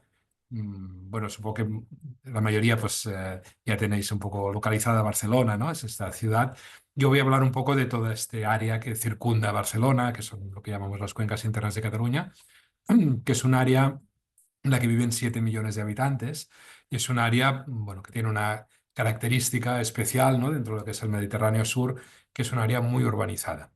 Así como en otras zonas del Levante español, pues los usos agrarios son más relevantes. En nuestro caso, pues la mayor parte del consumo es urbano y doméstico y industrial, lo cual pues también, como veremos, establece algunos retos, ¿no?, a la hora de gestionar una situación de sequía. Y bueno, algunos gráficos, ¿no?, sobre este episodio. Vemos a la izquierda la lluvia en una serie de 100 años y la temperatura también 100 años a la derecha, y lo que podemos ver es que en los últimos 3 años, pues entre el 21 y el 23 concretamente, se batieron consecutivamente todos los récords pluviométricos por falta de lluvia, ¿no? de los 100 We años. don't see your picture scrolling. Ah, no se está moviendo, no se ven los gráficos. No. No, we are still in the front page. Ah. A ver, voy a... Sí, ¿ahora? estamos en la página 1 todavía. Ah, vale, a mí sí que me aparece. Eh, Voy a volverlo a proyectar. Si lo pones en modo presentación, tal vez es por eso, A ver, porque también vemos todo el computador. vale. Quizá Intenta mejor. modo Ahora está en presentación. modo presentación. No sé si se ve mejor ahora. No, se No. ve la primera todavía. Ah, bueno, voy a volver a empezar. Entonces, a volverlo a proyectar a ver si... Sí.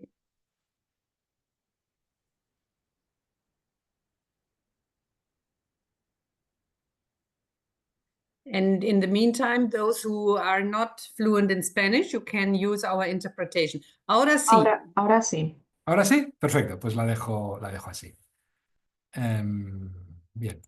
Entonces, pues entonces, bueno, un poco lo que hemos venido aplicando, pues es este plan de sequía que se había debatido y aprobado antes de la sequía, y esta, bueno, es una de las lecciones importantes, ¿no? Que es bueno tener un plan de sequía aprobado previamente, aunque nunca estará totalmente consensuado, porque es un plan de sequía, pues por definición es un plan que exige sacrificios a los usuarios, pero sí que tiene la legitimidad de haber estado discutido y aprobado con antelación. Entonces, bueno, este plan, como la mayoría, pues establece 3 líneas de acción, que son las que vemos en esta diapositiva. Buscar más agua, es decir, movilizar recursos alternativos, restringir los consumos, y una tercera, ¿no?, que fue la modificación del régimen de caudales ecológicos.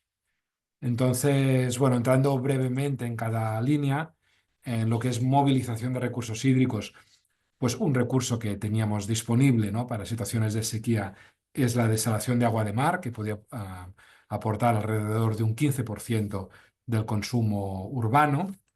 Y en nuestro caso, la desalación de agua de mar pues funciona con un régimen variable en función de las reservas que tengamos en los embalses.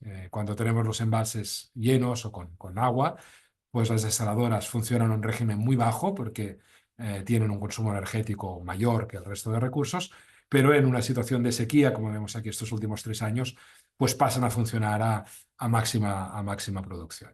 Por tanto, es una garantía de recurso, pues, para ser aplicada en estas situaciones. Digamos, ya lo teníamos a punto, pero quizá la gran innovación durante esta sequía en Cataluña fue la reutilización potable indirecta, ¿no? Esta fue una medida que estaba contemplada en el PAN como un último recurso, ¿no?, como una última medida a aplicar en una situación ya pues muy crítica. Y de hecho pues se empezó a aplicar, pero luego ya no ha dejado de usarse, y ya llevamos más de 2 años usando este recurso. ¿En qué consiste? Bueno, pues consiste en que el agua que se ha utilizado en Barcelona, el agua residual urbana de Barcelona, una vez depurada, en vez de verterse al mar o de dedicarse a otros usos como el riego agrícola, se usa para volver a producir agua potable. Entonces, este agua depurada y regenerada se bombea 8 kilómetros por encima de la potabilizadora, y en el punto que veis en la fotografía se mezcla con el agua del río. Entonces, aquí confluye pues este río, podríamos decir, de agua depurada con el río natural, y juntos pues van a la potabilizadora. Esto ha sido un elemento fundamental para poder superar la sequía sin restricciones en las ciudades, sin cortes de agua. Y un poco la clave del éxito fue pues el haberlo probado antes de la sequía. Entonces yo creo que esta es otra lección importante desde nuestro punto de vista, que es que los planes de sequía hay que probarlos, hay que hacer simulacros antes de que llegue la sequía, un poco como se hace con los planes de inundaciones, ¿no? Y en este caso, pues lo que se hizo fue constituir un grupo de trabajo en el cual participaban pues todos los agentes con muy buena sintonía, creo yo. La Agencia Catalana del Agua somos nosotros, somos la Administración Hidráulica, que es la promotora de la actuación, pero también la autoridad sanitaria catalana pues estuvo integrada desde el primer día, las autoridades locales y también los operadores públicos y privados de las infraestructuras, ¿no? Yo creo que aquí otro punto clave fue la empatía, ¿no?, entre las diferentes entidades, ¿no? Nosotros entender las preocupaciones de la autoridad sanitaria y la autoridad sanitaria entender también las preocupaciones nuestras, ¿no?, ante una situación de agotamiento de reservas en los embalses como la que se preveía que podía llegar a pasar. Y luego también estuvimos apoyados por un panel de científicos, de expertos independientes que hacían un seguimiento y una tutela independiente, ¿no?, de este proyecto de reutilización potable indirecta, pues formada por expertos en todos los ámbitos, como veis aquí. Esto sería el elemento de movilización de recursos, ¿no? Pero luego, en toda sequía, pues hay que aplicar también medidas de restricción de consumos, y es lo que yo os explico ahora. En este caso, pues en Cataluña funcionábamos con este semáforo de sequía, con una discretización bastante grande del territorio. Hay unidades muy pequeñitas para poder aplicar medidas muy locales que sean ponderadas a la gravedad de la situación que hay en cada caso, y en función del color del semáforo, pues aplican restricciones más severas o menos a los consumos de agua. ¿Qué es lo que se restringe? Bueno, por un lado, se restringen todas las actividades económicas, todos los usuarios del agua, en función del estado de sequía y del tipo de uso, pues deben alcanzar unas reducciones percentuales sobre su consumo normal. Por tanto, hay una aplicación general del plan de sequía a todas las actividades. Y claro, aquí hay que establecer un criterio, ¿no? En este caso, pues el criterio es muy económico, está basado en la productividad del agua. Entonces, las actividades se restringen más o menos en función de la productividad económica del metro cúbico. En este caso, pues los usos agrarios llevaron la mayor restricción, pero también se arbitraron compensaciones económicas, ¿no?, en las cuales pues, el gobierno de la Generalitat ayudó a los agricultores para compensar una parte de estas pérdidas económicas asociadas a cambios de cultivo. Lo que hicieron los agricultores básicamente es sustituir el maíz por girasol para poder alcanzar estas reducciones de producción. Pero otro punto importante es este que ponemos aquí: atención sobre las reducciones porcentuales, porque las reducciones porcentuales son esencialmente injustas, ¿no? Cuando un usuario ha hecho mucho esfuerzo de reducción de consumos antes de la normalidad, le es más difícil alcanzar una reducción porcentual, y por eso el plan arbitra también un sistema de relajaciones caso a caso. Cada usuario puede presentar su caso a la administración, y si ya tenía unos consumos muy ajustados antes de la sequía, pues nosotros le relajamos estas restricciones, ¿no? Y luego también están las restricciones en las ciudades, ¿no? Realmente las ciudades, y hay un uso muy ajustado en Cataluña. Por ejemplo, en Barcelona, pues las dotaciones de consumo doméstico ya son muy próximas a los famosos 100 litros por habitante y día, ¿no?, que establece como objetivo mínimo la Organización Mundial de la Salud. Pero aún así todavía hay algunos usos que en situaciones de sequía entendíamos que debían limitarse, es lo que vemos en estos pósters de la izquierda, y por ejemplo en función del grado de sequía pues se prohibía el rellenado de piscinas o el riego de jardines. Y por otro lado también se establecían unos consumos máximos, ¿no?, que cada municipio pues podía alcanzar. Aquí estamos más ante una cuestión de equidad, ¿no?, porque realmente los consumos de las piscinas en los jardines pues no son un volumen muy importante, luego veremos algunas cifras, pero sí que entendíamos que ante un esfuerzo como el que se estaba pidiendo al resto de actividades económicas y sobre todo a los agricultores, pues también las ciudades debían hacer su parte. Bien, en cuanto a los usos urbanos, pues un poco había que respetar la autonomía municipal para tomar las acciones necesarias, ¿no?, dentro de cada ciudad, pero sí que se establecieron tres incentivos. Por un lado, pues los consumos en alta y el análisis de si habían respetado o no los consumos máximos establecidos en el plan se publica todavía mensualmente en la web. Aquí intentamos crear un incentivo reputacional pues, para que los ayuntamientos que no están cumpliendo los consumos pues, actúen, ¿no?, con más decisión. Luego también se exigieron auditorías de las fugas de agua. Esto es algo que ahora la Comisión Europea ha empezado a exigir, pero en Cataluña pues ya se empezó a hacer 2 años antes, también con esa intención reputacional. Y por otro lado, esta es un poco la zanahoria, ¿no?, de la gestión, pues se han dado muchas ayudas para que los ayuntamientos mejoren sus redes de distribución. De hecho, de cada 4 municipios en Cataluña, 3 están ahora mejorando sus redes de distribución con una subvención de la Generalitat, lo que demuestra pues, que hay un gran interés. Luego también otro elemento que puede ser interesante es un aplicativo interactivo, ¿no?, que hemos publicado en nuestra web, en el cual todos los ciudadanos pueden ver cuál es el efecto de cada una de las medidas adoptadas, ¿no? Por un lado, pueden ver los hectómetros cúbicos que ha aportado cada medida para ser transparentes, ¿no?, sobre qué es lo que ha funcionado mejor y lo que ha funcionado peor. Y realmente, pues una cifra que impresiona es ver que todas estas medidas han reducido la salida de agua de los embalses en 529 hectómetros. Si tenemos en cuenta que en el peor momento llegamos a tener solo 90, son estas fotos que a veces hemos visto, ¿no?, de los embalses casi vacíos, pues vemos un poco la intensidad de la gestión, ¿no? Habiendo ahorrado 529, solo nos quedaron 90. Por tanto, lo que se puede ver aquí es que si algunas de estas medidas no se hubieran adoptado, sobre todo las que han sido más controvertidas, pues realmente hubiéramos llegado a una situación muy crítica. Y ya para acabar, pues la lección principal, ¿no?, de esta sequía, pues es que necesitamos alcanzar una mayor resiliencia, una mayor independencia de la lluvia. Y esto se ve un poco en estos gráficos, ¿no?, de la gestión actual y la gestión proyectada. La gestión actual es este gráfico central. Vemos que con desalación de agua de mar y reutilización potable indirecta, pues hemos podido alcanzar un 30% de independencia climática, podríamos decir así, un 30% del agua que han consumido las ciudades es agua fabricada, agua que no se ha obtenido de los embalses ni de los pozos, pero esto claramente ha sido insuficiente porque ha conllevado esta necesidad de tomar estas medidas restrictivas mucho más allá de lo que hubiera sido deseable y, por tanto, nuestro propósito es llegar a un 70%, ¿no? Esto lo haremos duplicando la desalación, pero también duplicando la reutilización potable indirecta. Entonces, una manera de ver esto es, vamos a tener que desalar más agua de mar, sabemos que esto genera emisiones, que esto no es amigo del clima, pero cada metro cúbico de agua desalada lo vamos a intentar utilizar 2 veces, una vez directamente y otra vez a través de la reutilización potable indirecta. Y ya para acabar, pues una imagen, ¿no?, de nuestro siguiente proyecto de reutilización potable, un poco extrapolando las lecciones y el éxito obtenido en el Llobregat, pues vamos a irnos a otro río que pasa por Barcelona, es el río Besòs, que es un río muy peculiar porque tiene un 90% de agua depurada en su cauce. Es básicamente un río formado por las depuradoras del 1,5 millones de habitantes que viven aguas arriba de Barcelona. Y aquí lo que vamos a potabilizar este río. Esto es algo que antes de la sequía era impensable, pero que hoy en día, con las lecciones que hemos aprendido y con una buena sintonía institucional y política, pues creemos que esto será posible. Y una imagen, ¿no?, sobre la cuestión política. Esto ya es un detalle, una anécdota.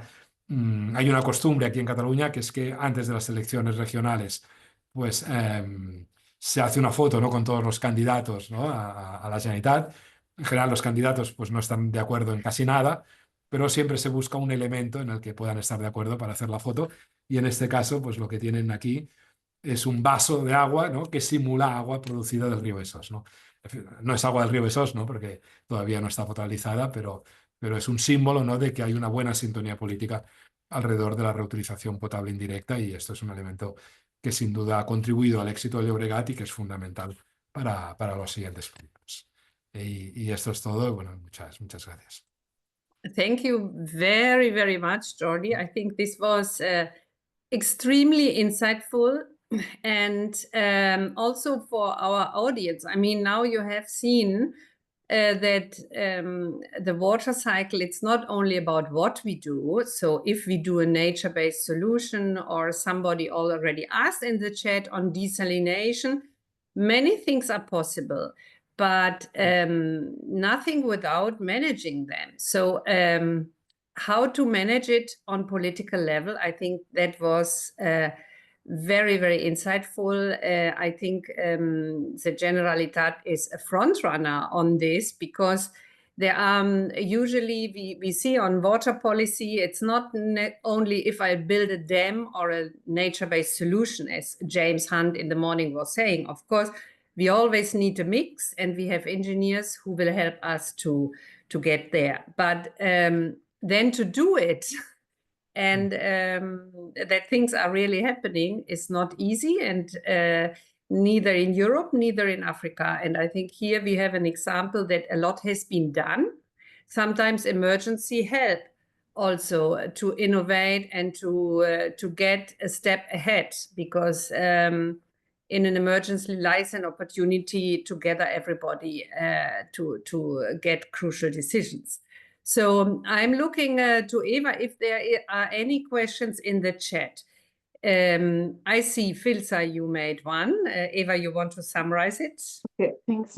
Muchas gracias, señor Molís, por la presentación. Muy interesante. I'll change into English now. So we have one question from Filsa, and it's if should treated river water be prioritized for agriculture, industrial, or household use during water shortages? And the second part of the question is how can policies ensure that its use is both environmentally sustainable and safe for public health?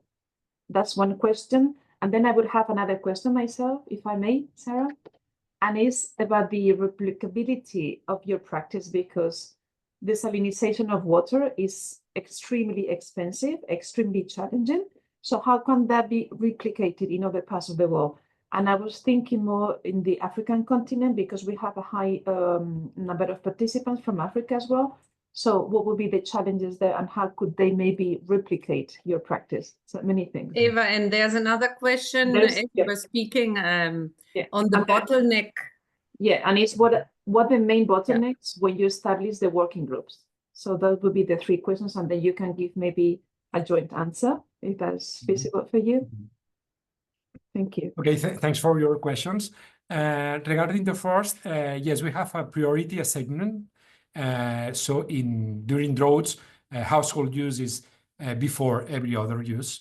As you have seen, our basins are very urban, so we have been very careful to avoid water shortage in the cities. And well, maybe one question may be why are you resorting to potable reuse and not using water, reclaimed water for agriculture, for example? No? Yes, well, the main aspect here is that most of our use of water during drought is for urban supply. So we are not able to put all the reclaimed water into farms, no, because we don't have enough agricultural consumption. So we have to resort to potable reuse in order to achieve high levels of water use. And well, regarding the policies to ensure, yes, of course, it was a very important concern to the safety for public health from the reclaimed water. So here we established a methodology which is published in a paper in Stoten, just to address any health concern regarding the potable reuse. So we began asking the health authorities, which are your concerns? They said, we're going to think on that. And they came out with 800 concerns about everything that was connected to the sewage, for example, hospitals, factories, everything. So, and we designed an analytical demonstration trial just to ensure that all of these were completely removed during the treatment processes. So this was the most important aspect of this trial. And then, well, answering Eva, yes, desalination is expensive, it's energy consuming. So we regard it as a last resource. So we don't use desalination in a normal basis. It's just an assurance for droughts. So as you can see in some of the slides, our desalination has been operated at a very low level from 20 years, but they have been crucial to ensure water supply during the last 3 years. No, so we think this is something that is needed, even we don't use it when we have enough water in the dams. So our plan for the future is to combine desalination with potable reuse and direct potable reuse. And we think it's somewhat a way to halve the energy consumptions of seawater desalination, using water twice. And just about the first question, Well, I think that the main bottleneck at first was to establish a confidence relationship between all the stakeholders, especially between health authorities and water authorities that were, because water authorities were completely interested in putting the reclaimed water in the river as fast as possible, and of course, health authorities were asking a very high level of safety. No, for example, we were assessing in this health risk analysis more than 100 compounds that were not regulated in Europe, and 50 of them were not regulated in any country in the world, for example. No, but if there was any minimum evidence, scientific evidence that this compound could have health implications, we establish a guide value and we assess it. No? So we have a confidence relationship after some months of work, and I think it was the key aspect for the success of the initiative. Thank you, Jordi. This was very insightful and informative also for the further reflection, both on this climate academy and water resilience, but also, of course, going more out, looking also what happens in the countries our participants come from or the other regions, because there is a lot to lobby for. No, so that this is working, this multi-governance system, the efficiency. And yeah, here's just one point of Kelimane, who is under water in these days, but maybe we just go through this question. I don't know if you see it in the chat. It is about, it is written in Spanish. El nivel freático de la ciudad es muy alta y el agua es muy salobre. El municipio es muy pobre para desalinación de agua. ¿Qué solución podrían adoptar para resolver el problema? Quelimane es en Mozambique, es una ciudad en el trópico y al pie de un río muy grande. Claro, bueno, claro, yo no conozco el caso, ¿no? Para poder opinar con mucho conocimiento. Bueno, quizá algo que a veces se hace en España es desalobrar el agua salobre, es decir, no el agua de mar, sino las aguas salobres que tienen menos salinidad, y esto pues suele ser más barato, ¿no? En términos energéticos, dependiendo de la salinidad del agua. Y quizá otra medida, ¿no? que se podría analizar es usar el agua depurada, si es que hay depuradora, para recargar el acuífero. Esto también lo estamos haciendo en Barcelona, es hoy no lo he explicado, pero es otro proyecto que está en marcha, que se está haciendo, que es coger el agua de la depuradora, meterla dentro del acuífero y con esto empujar el agua de mar hacia afuera e intentar mejorar un poco la salinidad del agua. No sé si son cosas que quizás se podrían estudiar. Seguramente, y Quelimane, que es un miembro muy activo, seguro nos contará también cómo es posible, por un lado, las soluciones técnicas, como dice Jordi, la mezcla es la clave, y la viabilidad política para hacerlo. Pues muchas gracias a todos por esta secuencia, y ahora sí, vamos a ir fuera de Europa.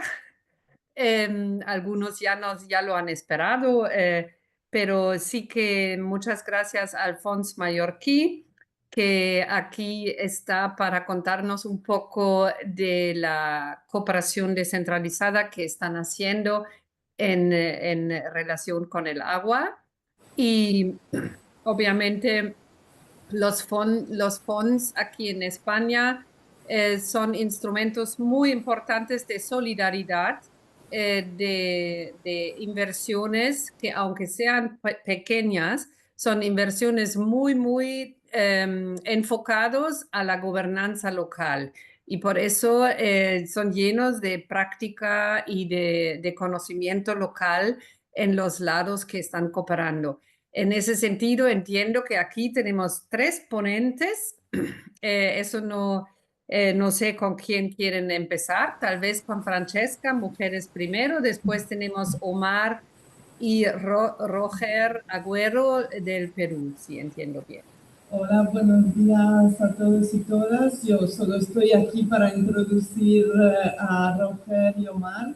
El Fons Mallorquí, como tú bien has dicho, hace cooperación descentralizada. Concretamente trabajamos el tema del municipalismo.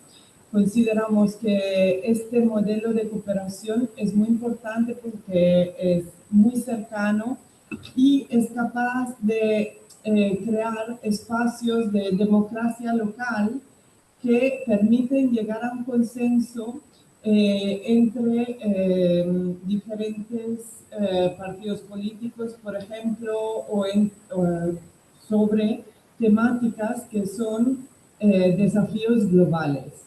Entonces, para aplicar este modelo buscamos alianzas con entidades que también consideran importante el trabajo municipalista. Y ahora os dejo con Roger de la Asociación Servicios Educativos Rurales y después con Omar del Centro de Investigación y Promoción del Campesinado para que os expliquen concretamente cómo trabajan el derecho al agua y la buena gobernanza del agua.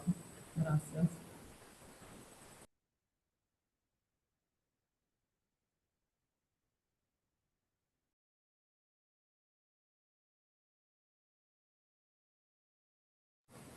Bueno, empiezo. Tengo una presentación, no sé si se podría compartir.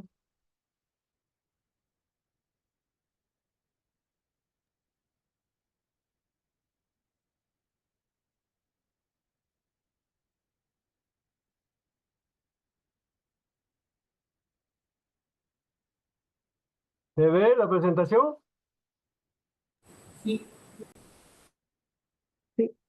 Bueno, muy buenas tardes, buenos días con todos ustedes. Primero agradecer a Fox Mallorquí por permitirme participar en este evento y a todos los organizadores. Desde Perú, la Asociación Servicios Educativos Rurales, el tema es gestión comunal sostenible y gobernanza del agua y saneamiento en poblaciones rurales del Perú. Tengo un tiempo reducido y voy a pasar algunas láminas muy rápido, porque no me permite.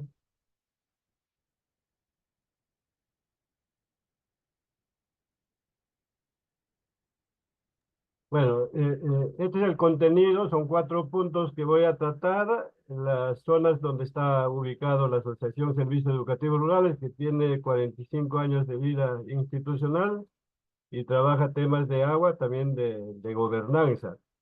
Y como lo ha mencionado Francesca, es una experiencia que conjuntamente con Fons Mallorquí estamos desarrollando en la región de Ayacucho, en el distrito de Chiara. Y brevemente quería comentarles sobre el contexto, primero quizás a nivel nacional, relacionado al tema que nos convoca, el cambio climático que está haciendo sus efectos aquí en el país.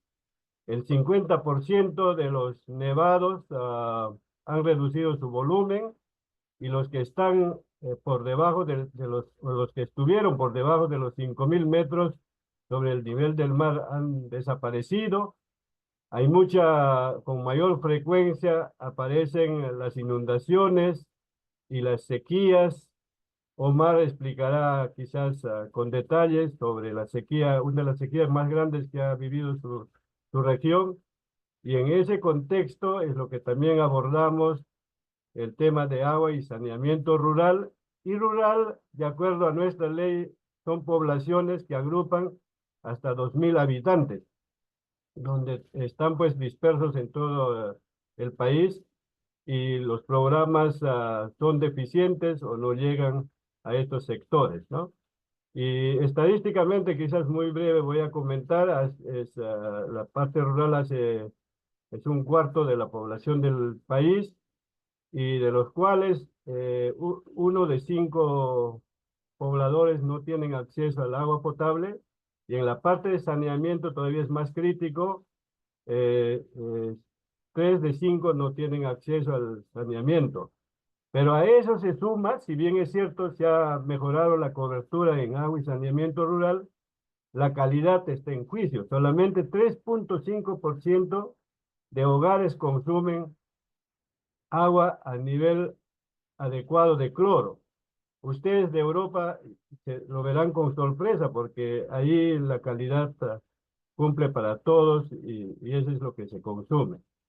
Y también esto se debe pues a la débil gestión que se tiene en los que cuentan con los sistemas.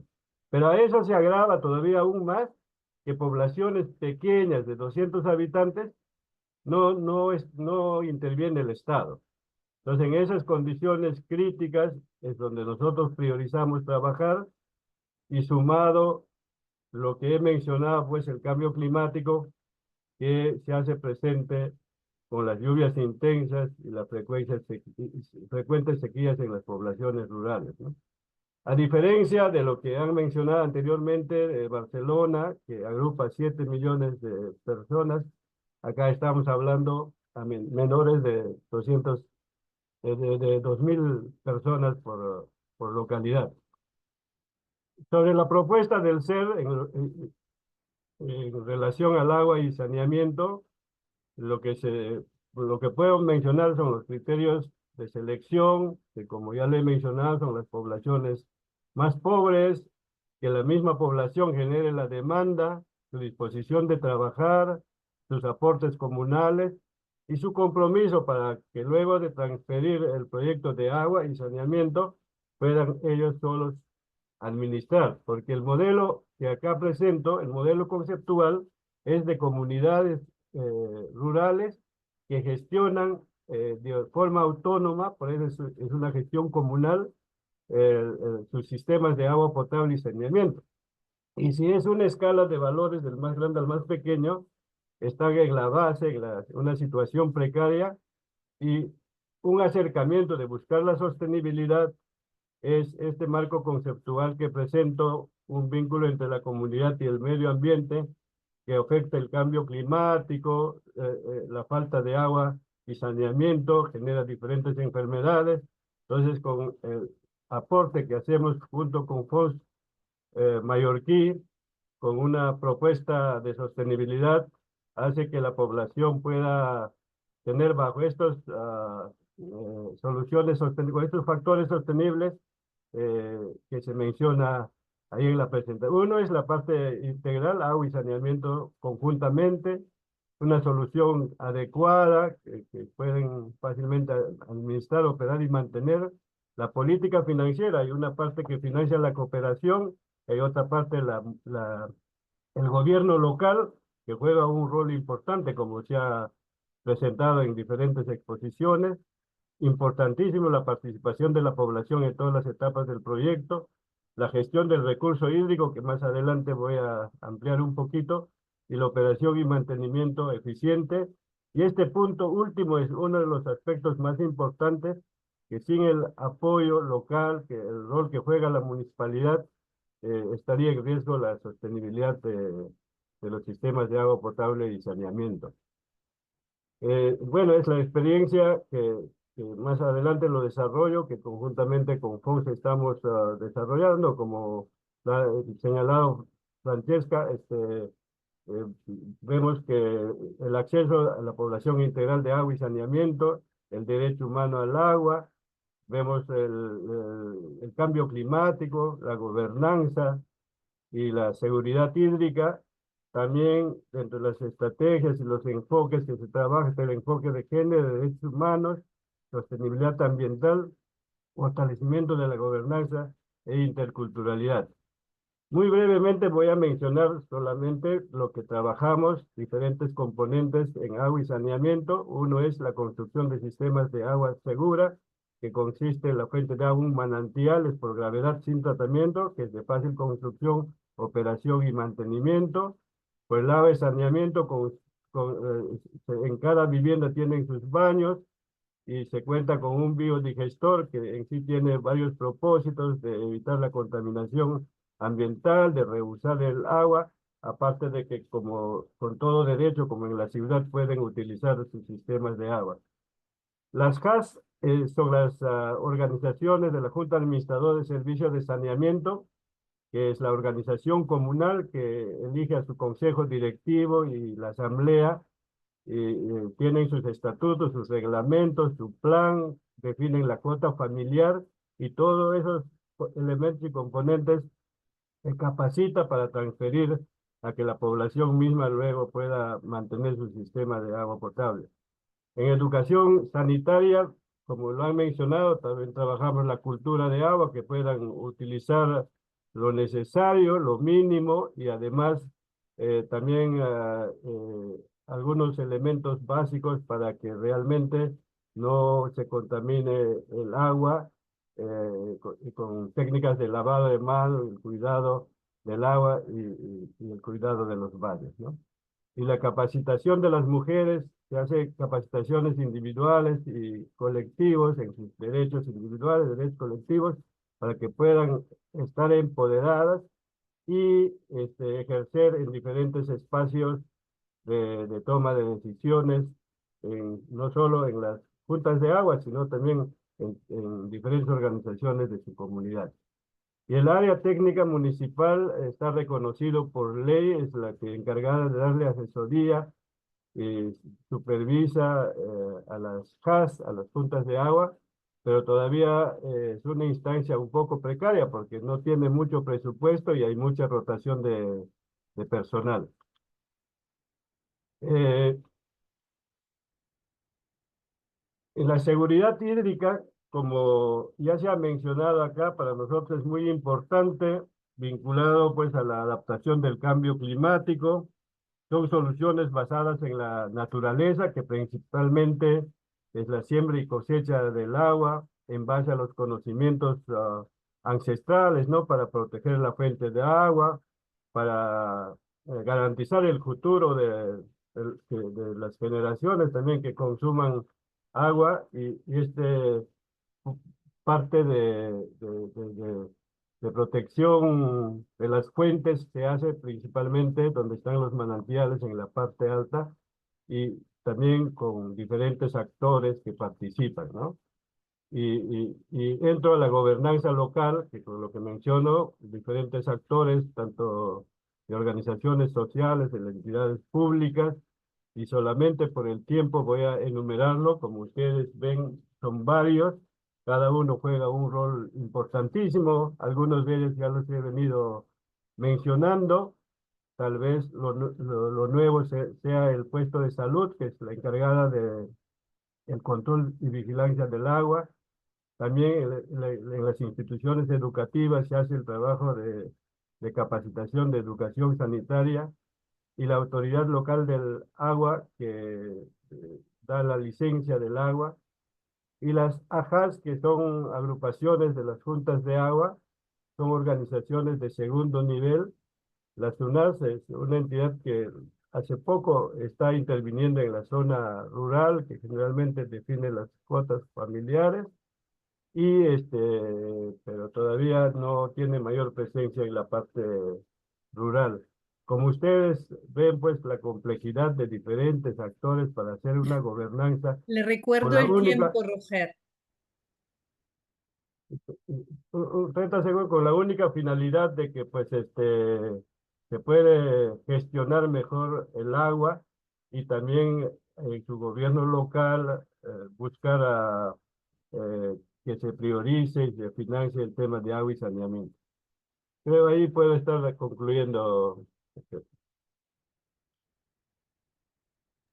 Muchas gracias. Es muy interesante porque igual en un caso tan concreto, rural y en un contexto obviamente de más dificultades para los habitantes, vemos muchas cosas paralelas del caso que presentaba la Generalitat. Omar, ¿vas a poner ahora también unos puntos para que ya vamos a las preguntas y... Sí, de manera breve voy a hacer una presentación. Buenos días bueno, acá en Perú, buenos días con todos y todas. Voy a compartir una presentación. Sí, si quiere, vaya directo al grano, como se dice, para que, Claro, sí, sí, sí. ¿no? Los puntos que cree que falten para complementar. Muy bien. Sí, bueno, particularmente aquí en esta parte, con el Fondo Mallorquí, hemos trabajado el tema de planificación y gobernanza. Nosotros estamos trabajando en el Distrito de La Arena. El Distrito de La Arena forma parte de la provincia de Piura, en la región Piura también. Cuenta con 42.000 habitantes, con una proyección del 2024. Particularmente, como dijo Roger, Piura tiene un escenario y el norte en particular en el que varios fenómenos climáticos lo afectan. Tenemos dos escenarios críticos: o tenemos mucha agua por el tema de las lluvias o no tenemos nada de agua, como ha pasado en estos últimos meses, y precisamente se ha presentado una sequía que llevaba a racionalizar el uso de agua aquí en la región y en algunas regiones del norte también de Perú. Entonces, ante ello, nosotros trabajamos en la parte rural con organizaciones comunales. Como ya mencionó Roger, se le conoce como las juntas administradoras de servicios de saneamiento, que son las JAS. En el Distrito de La Arena hay 8 juntas, como lo ven graficado en la lámina. Están ubicados alrededor del Distrito de La Arena. Estas 8 juntas administradoras abarcan algo de 5.329 hogares y alrededor de 21.316 usuarios del servicio de agua. En temas de planificación estratégica hemos ahondado mucho en el tema de atención a las prioridades locales a nivel municipal. Trabajamos de la mano con el gobierno local y se ha trabajado con ellos precisamente para construir una visión concertada de desarrollo en el marco de lo que es los Objetivos de Desarrollo Sostenible y la planificación orientada a atender prioridades de agua. Pero también hemos trabajado el tema de planificación estratégica con las organizaciones comunales. Y aquí se ha dado mucho tema para poder mantener estos temas de gestión del agua a nivel comunal y también para trabajar el tema de cuota familiar. La planificación a nivel comunal les ha permitido tener una cuota familiar que solvente el funcionamiento de los sistemas que hay. Aquí en el Distrito de La Arena, la metodología de obtención del agua es a través de agua subterránea, ¿no? Que se extrae por un sistema de bombeo y que es sin tratamiento. Lo que hemos promovido con esta planificación estratégica además es que sirva para poder generar transparencia de información entre las organizaciones comunales y sus usuarios, ¿no? Que principalmente era una de las debilidades también que existían. Entonces, dentro de este reto de generar una planificación ordenada, una planificación estratégica orientada siempre a la transparencia de la información, es que a nivel organizacional generamos un proceso de innovación que se permitió incorporarlo en estos sistemas, en estas organizaciones comunales. Y ha sido precisamente una implementación progresiva de un sistema de información de las JAS. Se ha digitalizado mucha de la información que hemos tenido a nivel comunal, como por ejemplo los padrones de asociados. Se ha formalizado también el tema de ingresos, de gastos, se ha permitido generar reportes de proveedores eh, y que Omar, lo que... disculpe que le tengo que interrumpir, pero realmente vamos tan mal de tiempo. Es que en total el tiempo era para todos y ha pasado de sobra. Lo siento mucho. ¿Puede poner los puntos a complementar Sí, y bueno, cerrar? Lo siento, ¿eh?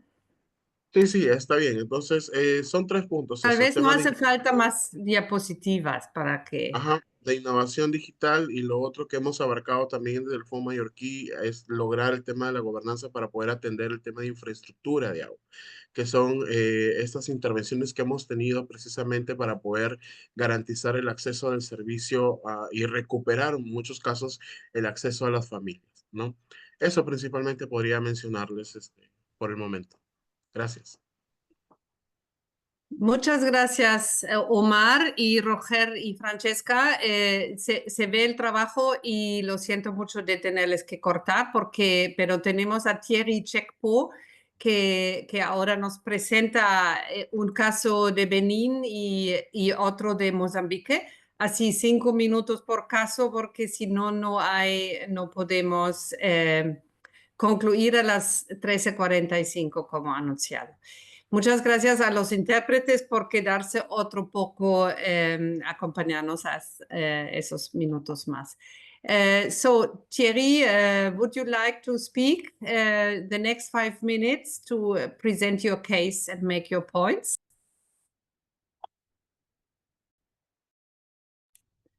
Thierry. Okay. Good morning, everyone. My name is Thierry Chepou. I'm the coordination and local planning advisor for Duraji program. I'm so honored to talk about the experience of VNG International Benin on food resilience in Benin during this training session. I will be assisted by a colleague, Victor Agoyon, who is my colleague, who is also working on another water project at VNG International Benin, with which Duraji works in synergy. And to testify the level of synergy within which our two projects work, I will leave the floor to Victor, my colleague, to continue the presentation of Duraji, the project that I coordinate. Victor, please. Thank you, Thierry. Hello, everyone. Hello, Victor.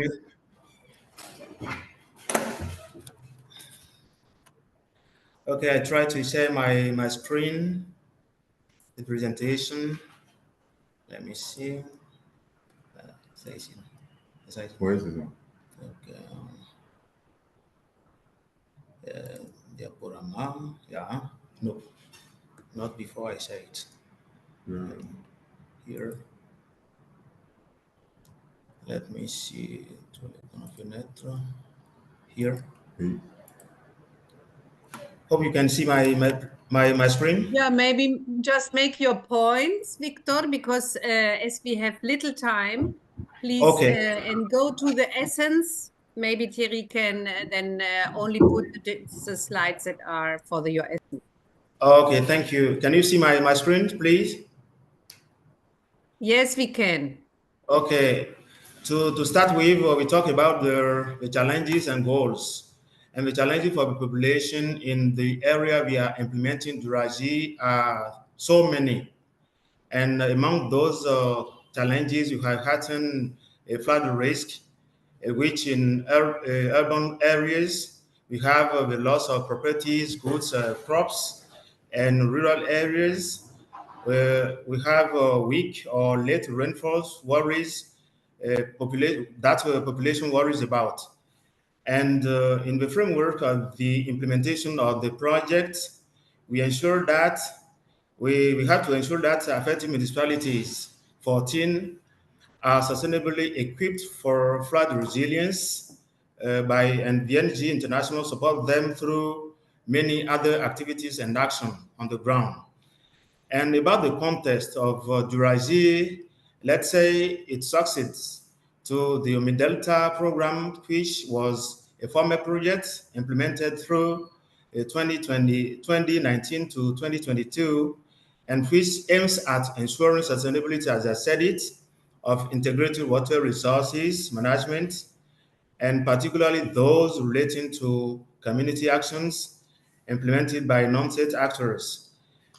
Though the evaluation of the OMIDATA program highlighting some challenges, among which are insufficient institutional coordination in responding to the effects of climate change, the lack of synergy between the national and local level, and many other challenges that should be faced during the implementation of the Duraji program, which started since January 2024. Maybe this you slide, go forward with the slide with the pictures, Thierry, because we only see the heading, the first slide. You go to the slide with the picture. do you see the features Thierry? here? No, Can you we see do the not picture? see. We do only see the front page. The front page, sorry. But then maybe you go to one slide which is more with picture. Yeah. You see. Can you see the one I presented right now? The theory of change?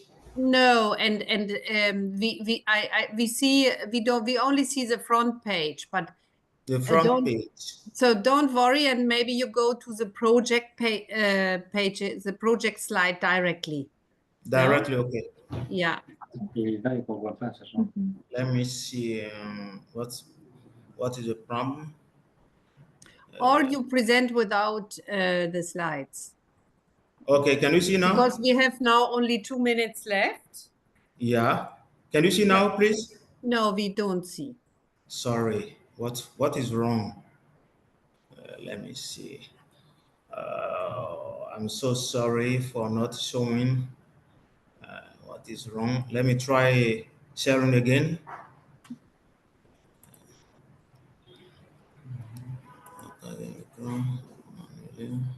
But all the slides are going to be shared in the final report, so do not worry if you cannot move them. So don't worry, just okay. make your points. Make Okay. your points. What is most important, and that is fine. Okay, I was talking about the contest and the challenges that should be faced. That be the challenges of the the previous data program faced, and that should be resolved by the current program Dragi. So the implementation of the program is within 14 municipalities in the Weme Delta in our country, and many stakeholders are operating on the ground to ensure that the sustainability after the project, I mean by December 2026, the sustainability of the Duraji is carried out on the ground. So the main objective is to improve the resilience, as I said it previously, of communities in the Weme Delta to water risk, water-related risk. And to achieve that, we have 4 specific objectives. If you can see my screen, I have a lot of pictures here showing the kind of synergy or our methodology on working with community on the ground to deal to carry to find out by themselves the challenges on the ground and many other activities that we carry out with authorities at national and local level. I mean municipalities, council members, and private sectors, and civil society actors, and many other actors on the ground with which we work. So about the preparedness to prevention actions, we implement action like the installation of beacons, which are which shows the progressive levels of water entering the villages. That are some tools, some very practical tools for population to be aware of the level of water entering in the villages. We also carried out the creation and the strengthening of committees and platforms with which we work, because those are the population on the ground which experience flood risk and a lot of other effects of climate change on the ground. So we implement activities that include all those stakeholders. We also have something before I end my presentation to mention that the National Assembly Association of the Municipality in Benin is a member of the consortium implementing the Duraji program on the ground, so that the sustainability after the end of Duraji by December 2026, the sustainability in each of those municipalities can be assured. So the last slide here is a kind of chart or diagram which present or highlight the kind of synergy or interaction between all those stakeholders, maybe it's at national, local, or the provincial level, which work on the program for its sustainability. So I want to thank you for listening to me. Hope you were able to understand something. Okay, Yes. everyone, from on behalf of Juraji and Thierry, thank you so much. No, thank you very much, Victor. Sorry for the rush and I'm so sorry that we could not see your slides, but we will share the slides in the report. What is important is that you highlight also the actors. I mean, in Benin, of course, the situation with the communities, how close you work is crucial, but also involving the association and all the government actors. It's very, very informative. So now we go to our last speaker, Job, and he will tell us a little bit about the same VNG working in Benin. Now another phase of the work of VNG in Beira in Mozambique. We have here had many points of Kilimane. So Job, please also be, I beg you to be short and make your complementary points close to our end of the academy. Okay, yeah, thank you. Thank you. I will be short, so that will be fine. You can see my screen and everything and hear me well? Okay, perfect. Yeah, thank you everyone for attending. I hope there's still some energy left for the last presentation. My name is Job Knoop and I'm a flood risk expert for VNG International, and I'm working on a few different projects for VNG International, but currently I'm going to talk about the SAS Pro project in Beira in Mozambique. In this short presentation, I will first give you an introduction about VNG International. I'll explain more about the context of Beira, the SAS Pro project that we're working on, and one of the sub-projects that we're doing in the SAS Pro project, which is predicting floodings. Yeah, VNG International is rooted, is the part of the Association of Netherlands Municipalities, and they're doing a lot of projects in various parts of the world. And they're all focused on strengthening local governance, generally in developing countries or countries in transition. There are 5 different themes, but the theme that the SAS Pro project is mainly focusing on is developing sustainable and resilient cities. Okay, Beira, some little context. The city is located in the center of Mozambique, has a population of around 600,000 people, and it's highly affected by floodings. For some technical people in this session, the yearly flooding is approximately 140 millimeters per day. So there's a lot of extreme rainfall. At the same time, the budget of the municipality is really low. It's around 15.6 million. If you compare it to, for example, a Dutch city, the budget is around 300 times as much as in a Dutch city. And on top of this, Beira is affected by cyclones, of which the most recent heavy one was Idai, which killed more than 600 people in the area around Beira and left 2.5 million in need of humanitarian aid and widespread cholera outbreaks as well. This is a picture of the city after Idai. And in the city there's regular floodings, often more than once per year, and even some neighborhoods are affected by floodings for several months per year. So there's a lot of issues with floodings. The SAS Pro project focuses on strengthening the capacity of the municipal sanitation service, SAS, which is Serviço de Saneamento da Beira, the sanitation service. And we are doing multiple things, among which, for example, trainings, workshops on flood risk management, but also on general management and finances. And one of the things that we're currently doing is one of the work groups that we're working with is is a work group for a new neighborhood, a new extension area of the city, which is currently being planned together with the planning department of the municipality and with this sanitation service. So they're working together under the SAS Pro project to plan a new neighborhood. And what we did for this neighborhood is we used hydraulic modeling to predict where floodings are going to occur.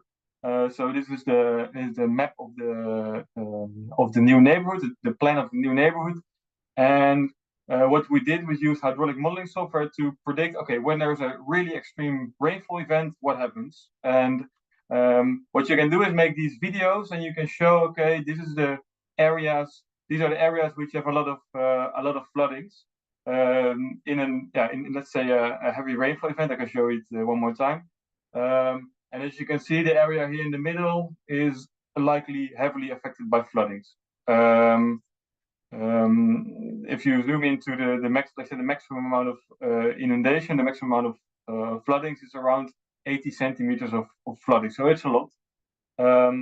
And currently we are altering the plan to see if we can include more retention in the area. And one of the things that we are currently building is, or planning to build, is a flap gate which can stop seawater from entering the neighborhood, but can allow floodwater to leave the neighborhood. And at the same time, we're also looking at these retention basins, which can be built in the new neighborhood. So it's an ongoing process that we are doing together with the municipality and with the sanitation service.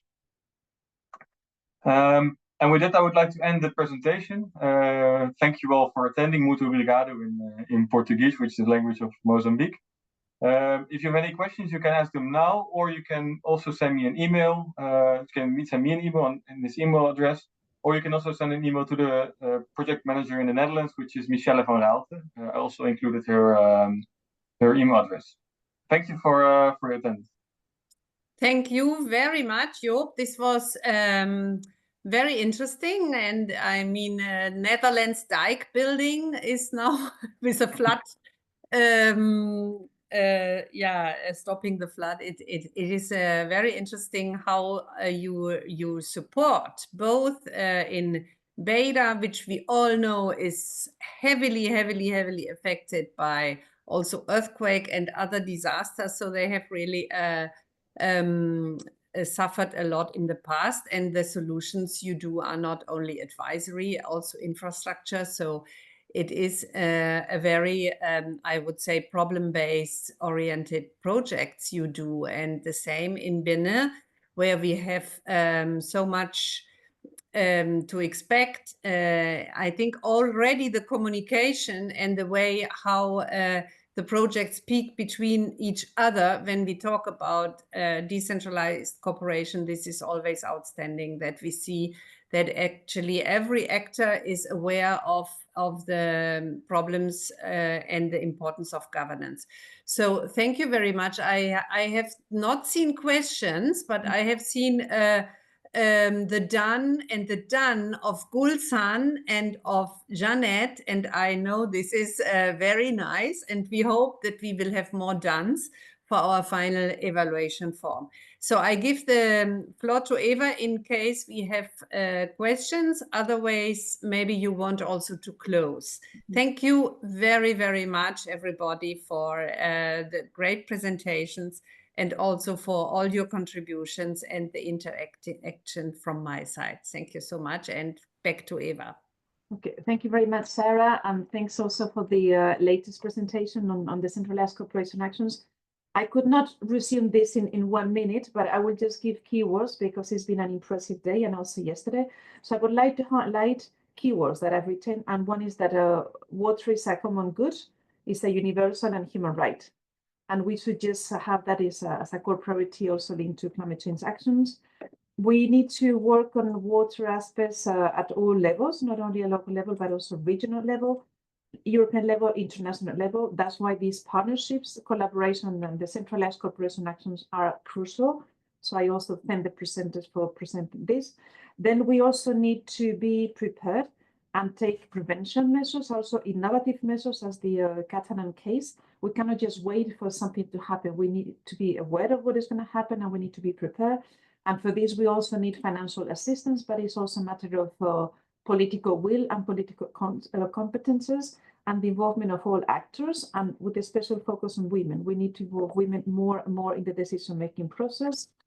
And then we also need to be more innovative in our actions and act quickly. We also sorry about the issues that happen in Mozambique, about the cyclone. So we are sorry for that, and that also shows the need to prevent and to act quickly and as soon as we can. So I would like to close here just by reminding you to fill in the evaluation form, because this will be very useful for us for the next editions. We took into consideration the comments that you gave us last year's in the Train Academy. We had also the same period, and we will also try to get more inspiration from your side. We will do a final report this week with all presentations and all the recordings of this session, so you can also share that. And I also invite you to take a look at the background material that we share in the agenda, because a lot of the websites that we've been referring yesterday and today, they're already there. The agenda and the background material is translated both into Spanish and English. So I hope that this can be very useful. Last but not least, a huge thanks to the interpreters, because I think that without them, we could not have done this properly. And I also welcome those who are still joining in the training academy. We are going to close now, but if you have any additional questions, please do not hesitate to contact me individually by email, and I'll try to respond to as soon as we can and with the best response. And with all that, then I would like to close for today, wishing you a nice day, and then also please be in touch and let's collaborate more in the near future. Thank you very much, and have a nice day, everyone.